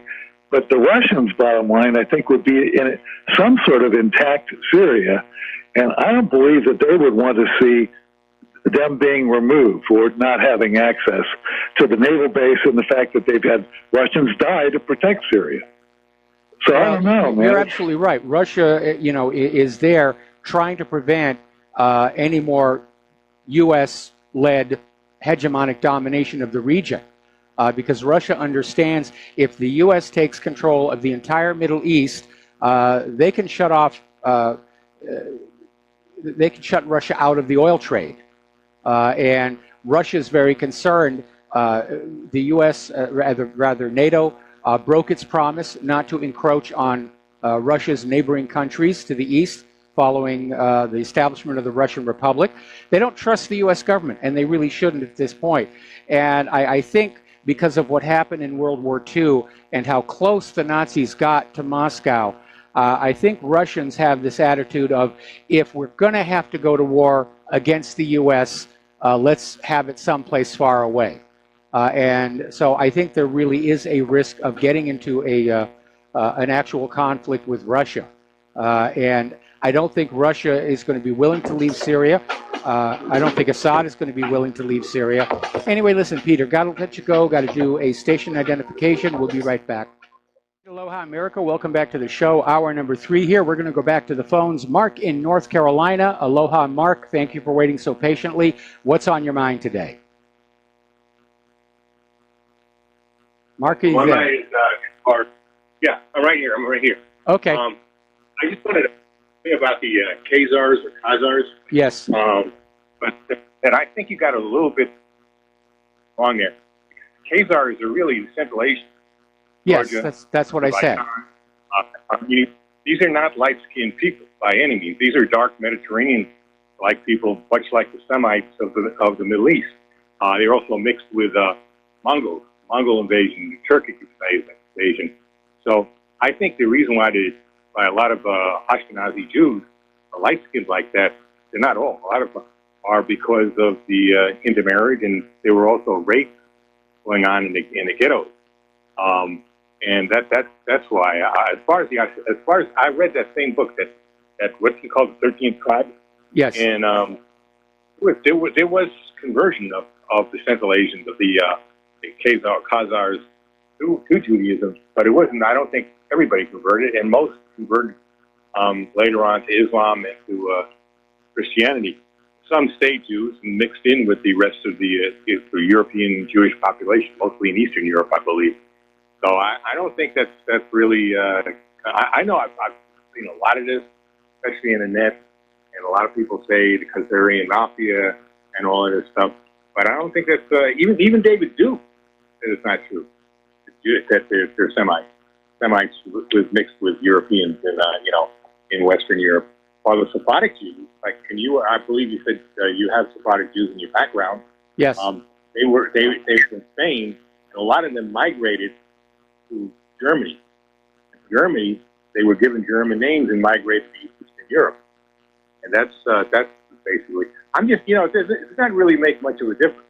No, it really doesn't make a difference because the point is the Ashkenazi Jews are claiming ownership of Israel with this idea that they are somehow direct descendants of the Israelites in the Bible. And it's how they exploit Christians, especially Zionist Christians, for political support. Anyway, again, the fine details don't really matter. What's important is the fact that, as that lady who called into the show said, there are a lot of different people in that part of the world. And geneticists have started tracking who is really who. And they've discovered that the nearest genetic descendants of those biblical Hebrews are the present-day Palestinians. I was just going to say that. Yes. That's most likely. Those were. Why would they be any different?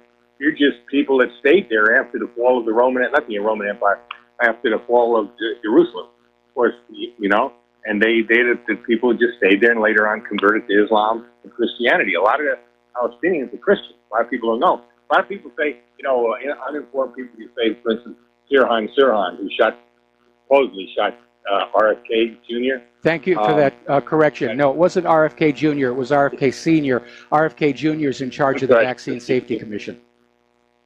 I know. I'm sorry. RFK, the RFK. He shot RFK. He was actually a Palestinian Christian. Yes. Sirhan, he was not a Muslim. So there's a lot of confusion among people of what's going on. The only thing, my thing is we need to get out of here. America needs to get out of that place. It's a bed of confusion. It's a lot of hostility. And why does the United States have to be involved in all of this? Well, because it's what AIPAC and Netanyahu and all of those people want. I mean, we have a puppet government in the United States. The reason our country is being run so badly is our government is basically at the beck and call of Israel, and Netanyahu proved it. When Trump made his announcement that he wanted to pull out of Syria, the first thing that happened, Netanyahu calls him and reads him the riot act, and the next thing you know, there's a claim of a gas attack in Duma, and the missiles are flying. Yeah, well, the Saudis they were also paying off. And by the way, that's another thing I wanted to say too. I believe there's your connection between Judaism and between Israel, parts of the Jewish religion and parts of the Islam, the Wahhabis. I believe that they both might, some, not all, of course, might have come from that area. I believe that the Saudi tribes, a lot of the Saudi tribes, actually came down from the Khazars and migrated to what's considered Arabia today. That might be the connection between Israel and Saudi Arabia. Why do you think so close these days? And from what I understand, there was closeness. I don't think either Saudi Arabia or Israel would look at something that happened around 1,000 years ago as the basis for foreign policy. I think Saudi Arabia and Israel are basically working out of mutual self-interest. They are both concerned that Iran is a regional power that threatens their dominance over the Middle East. Yeah, well, I think there might be something in that. I don't know how to read Hebrew and I don't know how to read Arabic or Aramaic, but I have a feeling there's something in the Talmud and in the Quran and maybe the Hadith that might explain that connection. Somebody who knows how to read some of those languages might be able to explain it. I can't say for sure. I don't know. People who are rulers of countries, they're dealing in expedience. What works to get them what they want? Religion is a tool used on the masses to keep them under control. So I think you're off base there. Anyway, listen, I need to get back to the news here. Mark, Thank you very much for the phone call. We're going to let you go. And we're going to do a shout out now to our on-air affiliates who are just now rejoining the network. This is a breaking story. It's out of Breitbart. Republican lawmakers have sent over a huge batch of criminal referrals to Attorney General Jeff Sessions for a number of Obama administration officials and senior FBI employees for violations of the law in connection with the Clinton email and Trump-Russia investigations. Specifically, they've sent criminal referrals to Sessions for former FBI Director James Comey, former Secretary of State Hillary Clinton, former Attorney General Loretta Lynch, former FBI Deputy Director Andrew McCabe, as well as FBI Special Agent Peter Strzok and his lover, FBI lawyer Lisa Page, for separate violations. And the referrals were made by Representative Ron DeSantis, a senior member of the House Judiciary and Oversight and Government Reform Committees. And signatories included GOP Representatives Andy Biggs, Dave Bratt, Jeff Duncan, Matt Gaetz, Paul Gosar, Andy Harris, Jody Heiss, Todd Rokita, Claudia Tenney, and Ted Yoho. And basically, Ron is out there saying, we believe that those in positions of high authority should be treated the same as every other American. And we want to be sure that the potential violations of the law outlined below are vetted appropriately. And yes, that's the way this country was set up.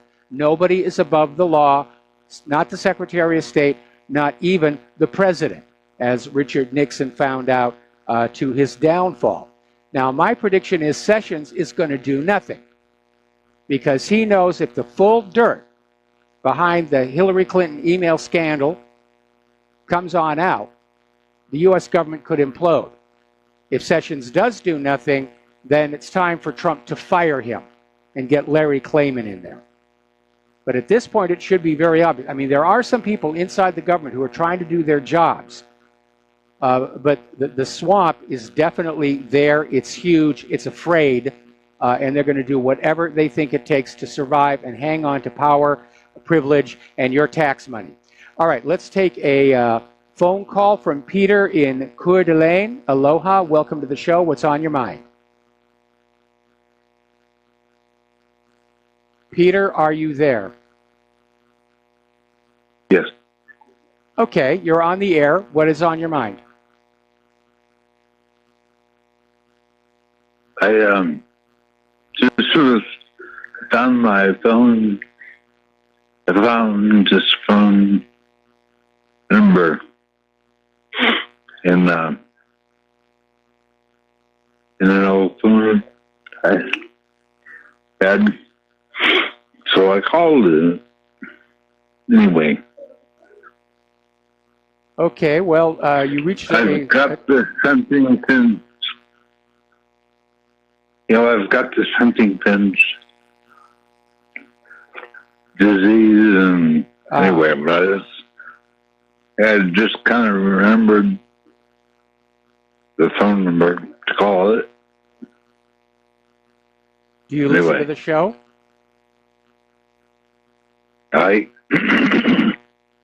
Isn't the only way to, is this on the radio? Yeah, you're on the radio right now. Right. That's right. There are, some other ways to listen?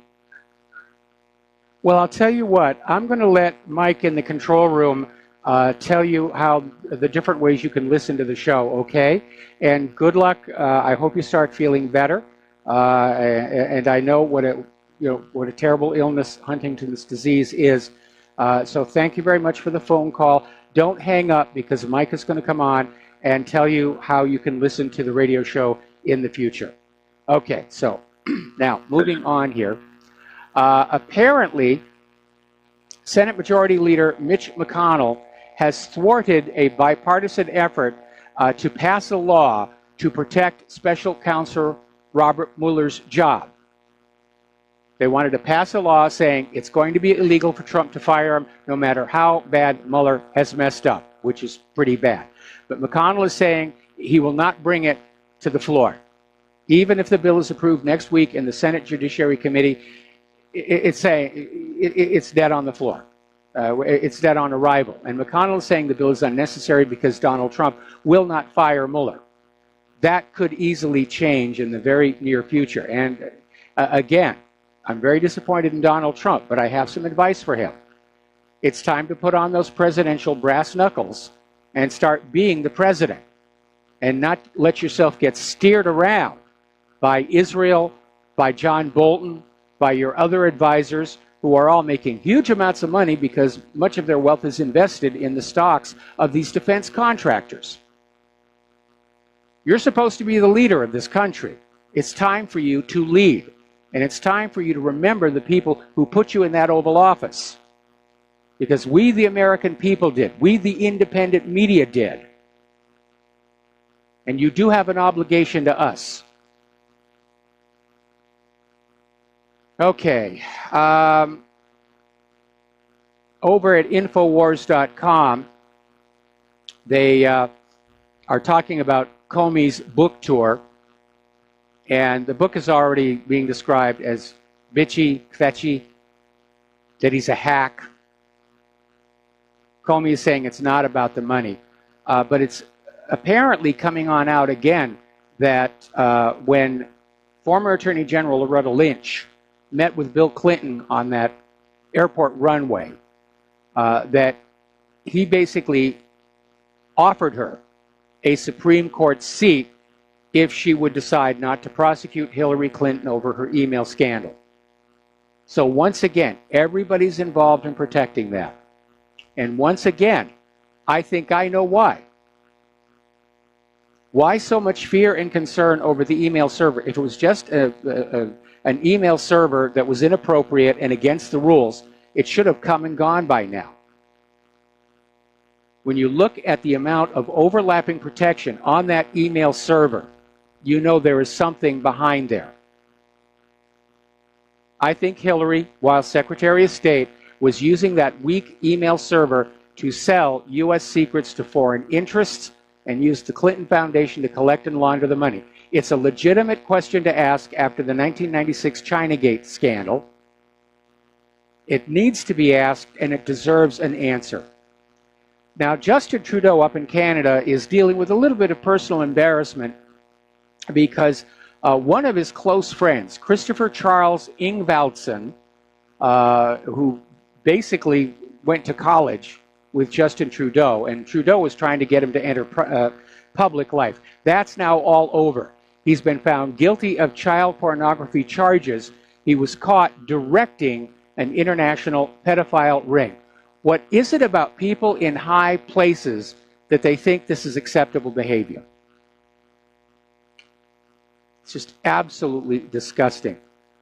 Over at SOT.net, there's a new book out now talking about Tony Blair and how basically, well, it talks about the assassination of Dr. David Kelly. And the book is called An Inconvenient Death, little nod to Al Gore there, How the Establishment Covered Up the David Kelly Affair. And apparently the author, Goslot, discovered documentation that shows that Tony Blair himself personally blocked any inquest of Dr. David Kelly within minutes of his body being found. Now, I remember at the time, his body was found with the little electrodes for a heart monitor still taped to him. And nobody could explain why that would be the case. I mean, he was out there just walking through the hills. He was past his testimony before Parliament. There was no reason for him to commit suicide. He'd gotten through that whole situation.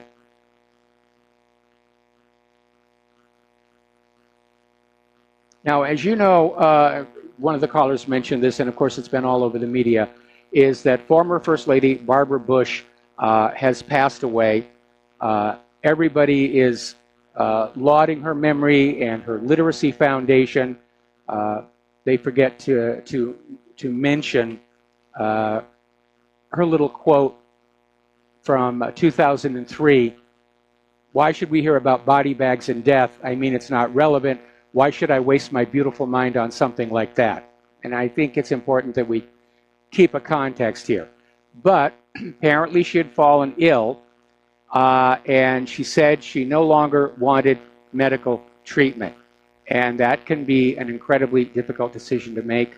And Claire and I know because one of our friends is in the same situation and has just refused treatment, and she's not expected to last the weekend.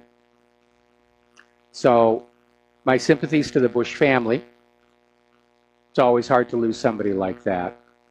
Let's talk about the economic news here for a little bit. Russia is selling off billions in U.S. debt amid the skyrocketing tensions. It's another form of economic warfare. I expect that at some point other countries are going to follow suit. And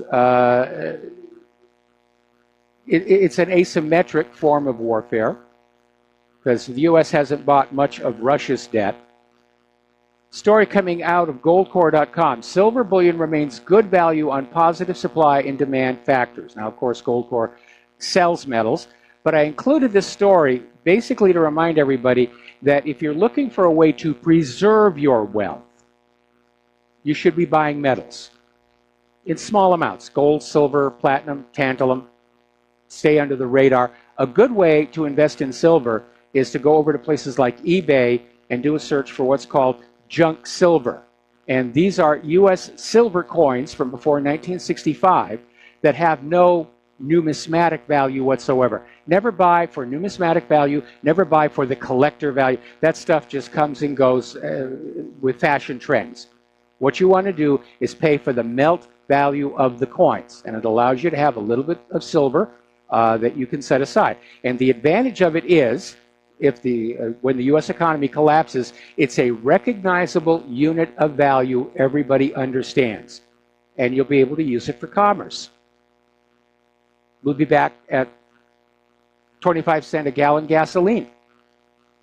That's how much the U.S. Federal Reserve note has been inflated since the silver was taken out of our currency. Now, everybody's still talking about Trump's tax cut, and the numbers are finally starting to come on in. And the cuts all went to the ultra-wealthy and the corporations. And according to this story out of the Sacramento Bee, next year, 1 million Californians will owe an additional $12 billion in taxes because of the new tax law. Told you it was a double shuffle. The government needs your money. They need to buy more killing machines. We will be right back after these few words. Aloha, America. Welcome back to the show. And Donald Trump and Japanese Prime Minister Abe are having a news conference right now. And interestingly enough, Donald Trump is now talking about total denuclearization globally. That's his new talking point. And he's out there saying that we have to have some way of dismantling all these weapons that is verifiable in all countries. Try and get that one past Israel. And unless somebody develops a much more sensitive detector that can be overflown large swaths of territory, it's going to be very, very difficult. And it may just be his sending a message to North Korea that he's willing to talk about getting rid of the nuclear weapons in the larger Sea of Japan area. But it may just be talk. I'm certain that after this conference, his phone is going to be ringing with all of the top military commanders. Oh, we can't give up the nukes. You know, it's impossible to denuclearize. The nuclear industry itself, which makes a lot of money providing the plutonium for that class of weapons. But that's an interesting comment for him to make at this particular point in time. All right, getting on back to issues of immigration and, well, other things here as well. Apparently, Governor Jerry Brown was having a press conference, and he got nailed by a reporter, which basically, in the wake of Governor Jerry Brown refusing to send California's National Guard to the border, the reporter challenged him over the murder of a 6-year-old girl by an illegal alien. And it's a valid point to make, because this open border situation has brought with it a massive increase in crime, They're not taking care of this country. Not at all. They're serving the New World Order, the global government. By the way, that illegal immigrant bus driver who killed a bunch of people got 15 years in prison. Over in Chicago, Mayor Rahm Emanuel, apparently not having anything more important to talk about, wants to withhold city contracts from any bank that refuses to stop doing business with any gun businesses. So he wants to punish banks that will not restrict or regulate clients involved in the firearms industry. The gun grabbers are still out there. I mean, Chicago is being held up as the model of gun control for the rest of the nation, and they have this incredible high murder rate because the law-abiding citizens are disarmed and the criminals have all the guns they want. And it's true everywhere that there's a gun ban. Crime goes up. Violent crime goes up. You need to look at the example set by Kennesaw, Georgia, which years and years ago passed a city ordinance saying that every home had to have a firearm in good working order. And crime plummeted. Violent crime plummeted. Crime plummeted by 88%. And in all the years from that passing of the ordinance to today, there's only been one killing. Arming the law-abiding citizen is what keeps the criminal class at bay. But when you have a criminal government, they want to protect the criminal class. And that's what's going on here in this country. A lot of people don't realize, back during Prohibition, when the corrupting effects were becoming noticed, and people started talking about a repeal of Prohibition, the rum runners and the gangsters covertly funded the temperance movement to keep Prohibition in place, to keep the money coming on it. They'd use cutouts. These temperance groups didn't know where the money was originating. But that's how they were playing it. We've got to keep Prohibition. We've got to make much more money here. Now, over in New Jersey, there's a sheriff who is out there hemming and hawing about the Second Amendment. And the guy's name is Saudino, Michael Saudino, Bergen County Sheriff, former Tenafly police chief. Basically, actually, this is not the police chief, this is the sheriff, saying, I don't say it very often, but I do believe in the Second Amendment. However, comes the big but. He doesn't think the average person should have the very weaponry the Second Amendment is supposed to guarantee. And Saudino was smearing those who disagree as the NRA and gun nuts. And then he went on to say, those weapons are designed to take out mass amounts of people for the military to use, for the police to use should they have to. The whole point of the Second Amendment is to discourage the government from taking out mass amounts of people. This sheriff is out there actually giving away the game. The government wants to be ready to just mow down large numbers of Americans and not have to risk being shot back at. That's why they're obsessed on the sporting rifles, the rifles that equalize the American people with the police and the military. If they really were worried about gun crime, they'd be going after the small disposable Saturday night specials. That's what most gun crimes are committed with. Nobody commits a crime with a sporting rifle other than in these staged false flag events. We'll be right back after these few words.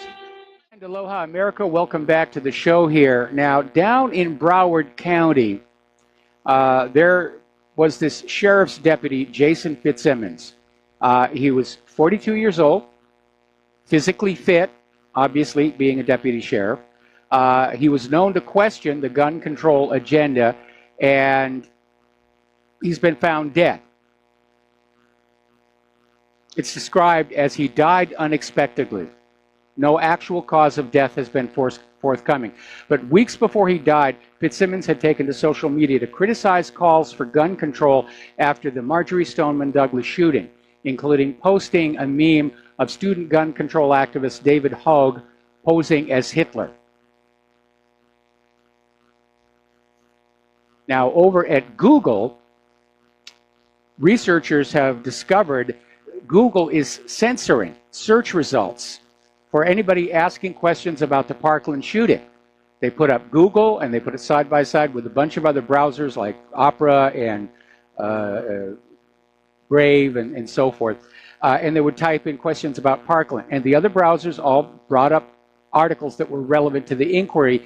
Google was bringing up anti-gun articles. It's time to stop using Google. They're really of no use to anybody who is actually out there trying to find out what's going on. Apparently, another eyewitness has surfaced from last year's Route 91 Harvest Music Festival massacre. This is the one that involved the Mandalay Bay, supposedly. And apparently, there's a video in which the people are saying they're being fired on from a helicopter. And I've been hearing talk about the helicopter. There is a video of a helicopter flying over the crowd with what appear to be gunfire bursts coming from the door. All right, I want to talk about this Southwest airline accident. And the story basically is this aircraft was flying and an engine exploded.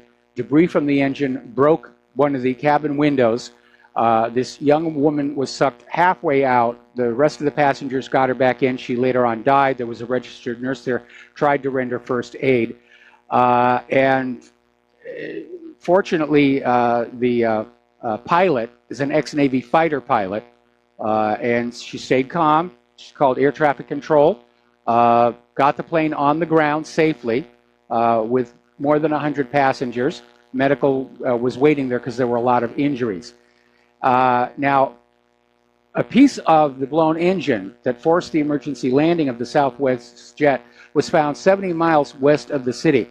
And the FBI is now asking the public if they find any debris to please turn it on in, which would be a good thing to help the NTSB.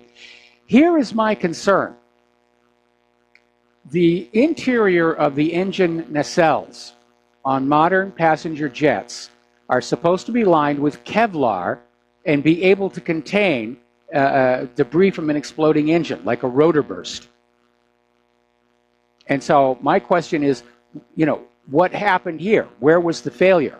We're already hearing talk that the engine itself appeared to show extensive metal fatigue, which is telling us that these airlines are running these aircraft and the engines way too long between replacement, upgrades, and maintenance. And that is absolutely necessary. These aircraft are designed to basically run continuously for years on end. We had an incident many years ago here in Hawaii where Aloha Air had an aircraft where the entire top of the cabin over first class blew off from the cockpit door all the way back to where the wings started. And the plane wasn't that old, but it turned out that it had a lot of cycles and a lot of corrosion. And apparently one of the passengers had noticed there was a crack in the fuselage before takeoff, but failed to notify the flight crew, which might have saved the one stewardess who got sucked out. So if you're not maintaining those airplanes, you're just waiting for a disaster to happen. Now, fortunately, this pilot on the Southwest jet did an amazing job getting down on the ground. And the aircraft was a Boeing. I don't know who made the engines. It's a common misconception that when you buy an airplane from Boeing, you get the entire airplane. It doesn't work that way. You buy the airframe from Boeing, and then the airline will pick its own engines. And sometimes that's where they'll take a shortcut, where they'll go with rebuilt engines or something else to save money. But they're operating way too close to the edge. And this really shouldn't have happened. It may also be an issue. Kevlar, of course, deteriorates over time. That's why if you have a Kevlar bulletproof vest, it's only good for so many years, even if you just leave it in the closet. Even if you're not wearing it and sweating into it, the Kevlar begins to depolymerize after a few years. And maybe they just hadn't bothered replacing the Kevlar liner on the engine nacelle. But I'm sure we'll find out what happened. somewhere down the road on that. Now, do you remember this whole politically correct thing about trying to erase the Confederate history, and they were destroying monuments and tearing them down? They took down that statue of a Confederate hero in Lafayette Park across from the White House and replaced it with a statue of the crackhead mayor, Marion Barrett. Well, governments are starting to fight back. And over in Tennessee, the state government is punishing the city of Memphis for removing Confederate statues with a $250,000 budget cut. Now, I think it's wrong to destroy history, and I think the motives of those who are destroying that history should be looked at, because it's an attack not just on the history, it's an attack on our identity, who we are. Now, a lot of the Black Lives Matter people are out there saying we've got to erase them. Well, if you erase the history of slavery, then it's going to repeat somewhere down the road. The Civil War really did happen. There were heroes and villains on both sides. And I think it's wrong to take down those statues and those monuments. And I'm glad that the state of Tennessee agrees with me. Hopefully some of these monuments will be put back up. I mean, tearing down statues of people who are out of favor, that's a very Soviet Union thing to do.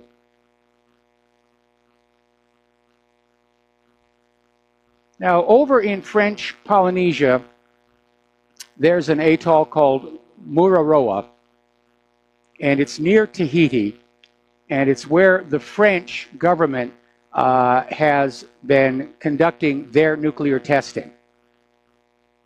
And as a matter of fact, many years ago, I was in Tahiti when one of the tests was carried out, and there were protests all over Papeete, and I think I still have the little button that I got from them. But apparently this atoll is starting to collapse. And if it does, all of that radioactive debris that's trapped in the middle of the atoll will be released into the ocean. And apparently the French government has known that the atoll was in danger of collapsing ever since 2010. 8 years. And they did a lot of testing down there. They really did. So on top of Fukushima, now we have to worry about this atoll collapsing, and all of the accumulated radioactive debris from all the French nuclear tests are going to get dumped into the ocean. That'll destroy tourism for Tahiti. Nobody's going to want to go there. Let's talk about computers. As you know, Facebook has come under criticism for the amount of data they're harvesting on people. And apparently there's now a class action lawsuit where basically they're saying Google has violated the privacy of the users because of scanning users' images without their explicit consent and then tagging them. Now, as you know, a lot of this data is being sold off to create biometric data databases. The powers that be want a global facial identification system, where everywhere you go, there's a computer that knows who you are and what you are doing. Kind of like Minority Report, only with the whole face instead of the eye. And as the class action suit moves forward, looking at the letter of the law, Facebook users could get up to $5,000 compensation for every single picture tagged by the company's photo scanning AI. The judge has ruled the app was stealing biometric data, which is illegal. Adding to Facebook's woes is Russia is threatening to block Facebook. Russian law requires that social media companies that have Russian data have it stored inside Russia on servers that are under Russian control. And of course, Facebook doesn't do that. And unless they're willing to do that, they could be banned in Russia. Apparently, the popular messenger app Telegram was blocked in Russia after refusing to provide Russia's Federal Security Service with the keys to decrypt its messages. By the way, French politicians are developing their own communication app that's heavily encrypted and does not have a backdoor. Because after all, politicians are special. And nobody should be peeking at what they're doing. It's you, law-abiding citizens, we can't trust, and that's why we have to read all your emails and listen to all your phone calls, because who knows what evil you're planning. I don't know. I'm planning what's for dinner. The corporate media is still out there screaming that Russia is going to respond to last Friday's cruise missile attack in Syria with a massive cyber attack on our smartphones, our computers, our tablets, and the internet, and so forth and so on. There may be an attack, but it won't be Russia. We've been predicting a virtual 9/11 for a lot of years now. And we know how afraid the government and the corporate media has become over the free and independent media out here, basically calling them on all their lies, frauds, and deceptions.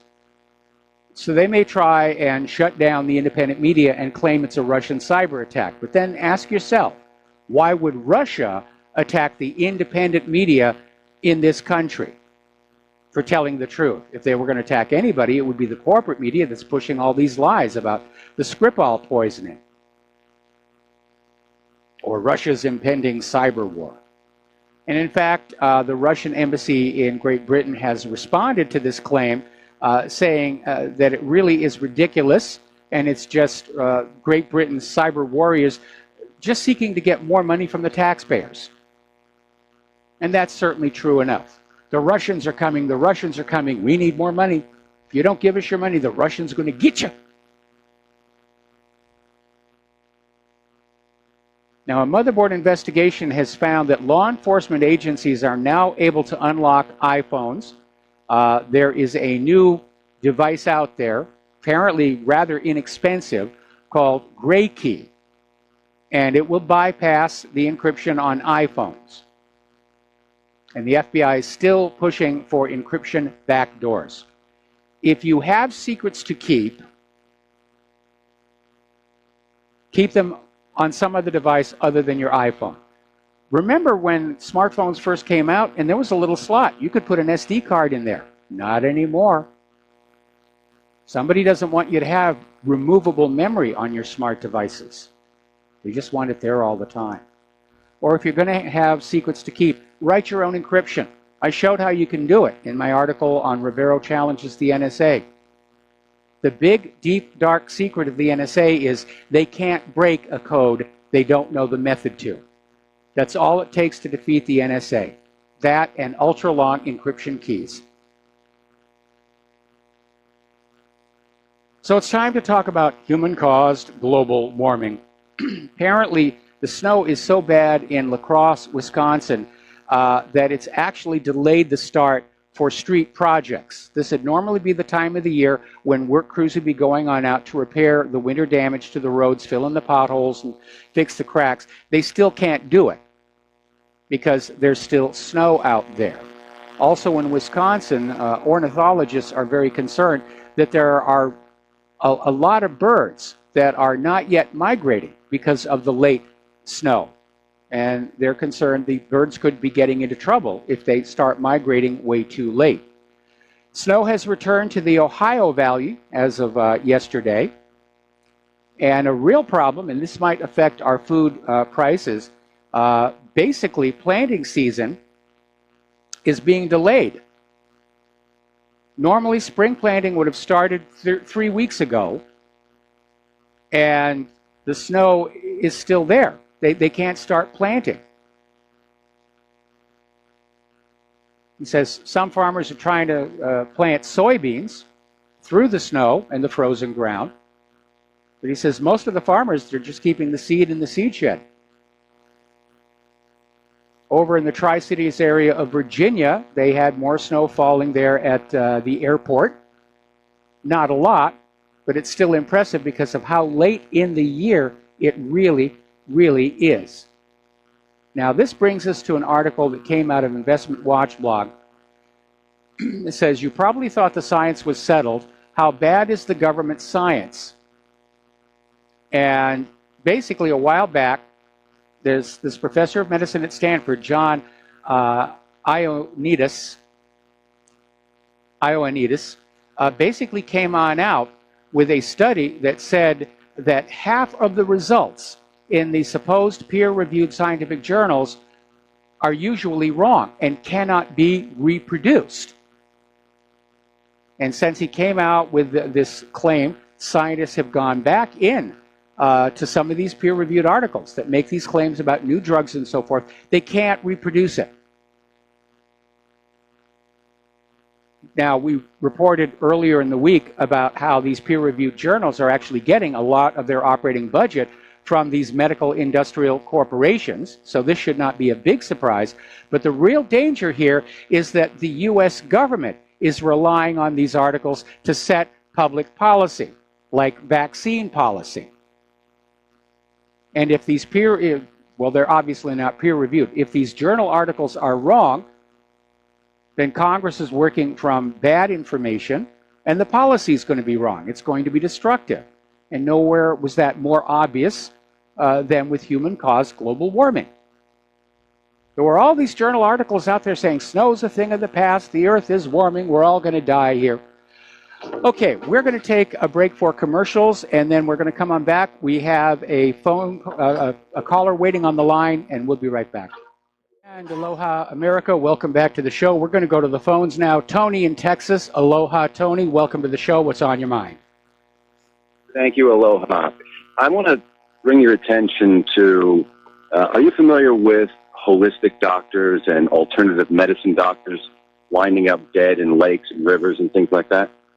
Yeah, definitely. Ones who were challenging the cancer orthodoxy, Yes. doctors who were involved in the work on GCMAP and Nagalase, doctors who challenged the vaccine orthodoxy. Yeah, it's been a problem. There have been something, like 60 so far. Yes. Well, I want to bring your attention to Jennifer Reardon, the vice president of Wells Fargo, who was on the Southwest flight, who supposedly was almost sucked out of a window after the engine blew. Well, my research indicates that if you're a high-altitude flight, the window breaks for whatever reason, you are going, and anybody that's trying to pull you back are going out that window. You've been watching too many movies. I know, but my further research indicated that looking at pictures of this crime scene, there's no blood, there's no fragments, there's nothing other than a broken window and a perfectly cleaned wall or sidewall or whatever you want to call it, and seat. So I think some people are going after some bankers also. I would tend to disagree. I mean, first of all, the absurdity of trying to blow up an aircraft engine and kill only one person beggars the imagination. And if they wanted to kill this lady, there are probably a lot easier ways to do it without taking more than 100 other people with it. Well, look at the Malaysia flight that just disappeared with the chip for the Rothschild that he solely has now. I mean, they'll kill as many as they have to do what their agenda suggests. Okay, well, I really don't see it as happening. And as far as the Malaysian airlines that disappeared, that appears to have been one of a tragic series of accidental shoot-downs by the military. The United Nations admits there have been 26 such incidents, most of which remain classified, but the ones that have been admitted to are this Alitalia flight that was shot down in a military accident, and an Aer Lingus flight that was shot down in an accident. And of course, pretty much everybody understands TWA 800 was shot down in a military accident as well. These things tragically do happen. And as the world ramps up toward war, you've got more and more of these military exercises and live fire exercises going on. The skies are very, very crowded. And it's entirely possible that these accidents are going to continue to happen. But as far as the Southwest flight, that looks to me like a case of poor maintenance, aircraft that are run too long between maintenance, and again, these things also tend to happen a lot. So we're coming up on the end of our program. I'm going to let you go, Tony. I appreciate it. I appreciate it very much, but remember, there are no coincidences. Good night. Oh, my goodness. Well, time for me to end my show here and run right out to the market and buy some tin foil because we're going to need it for tomorrow's show, I think. Okay, stay tuned for John Stadmiller. He's got a lot of interesting things to share with you. Please take what you learn here, share it with everybody that you know. We'll be back tomorrow. Aloha, America.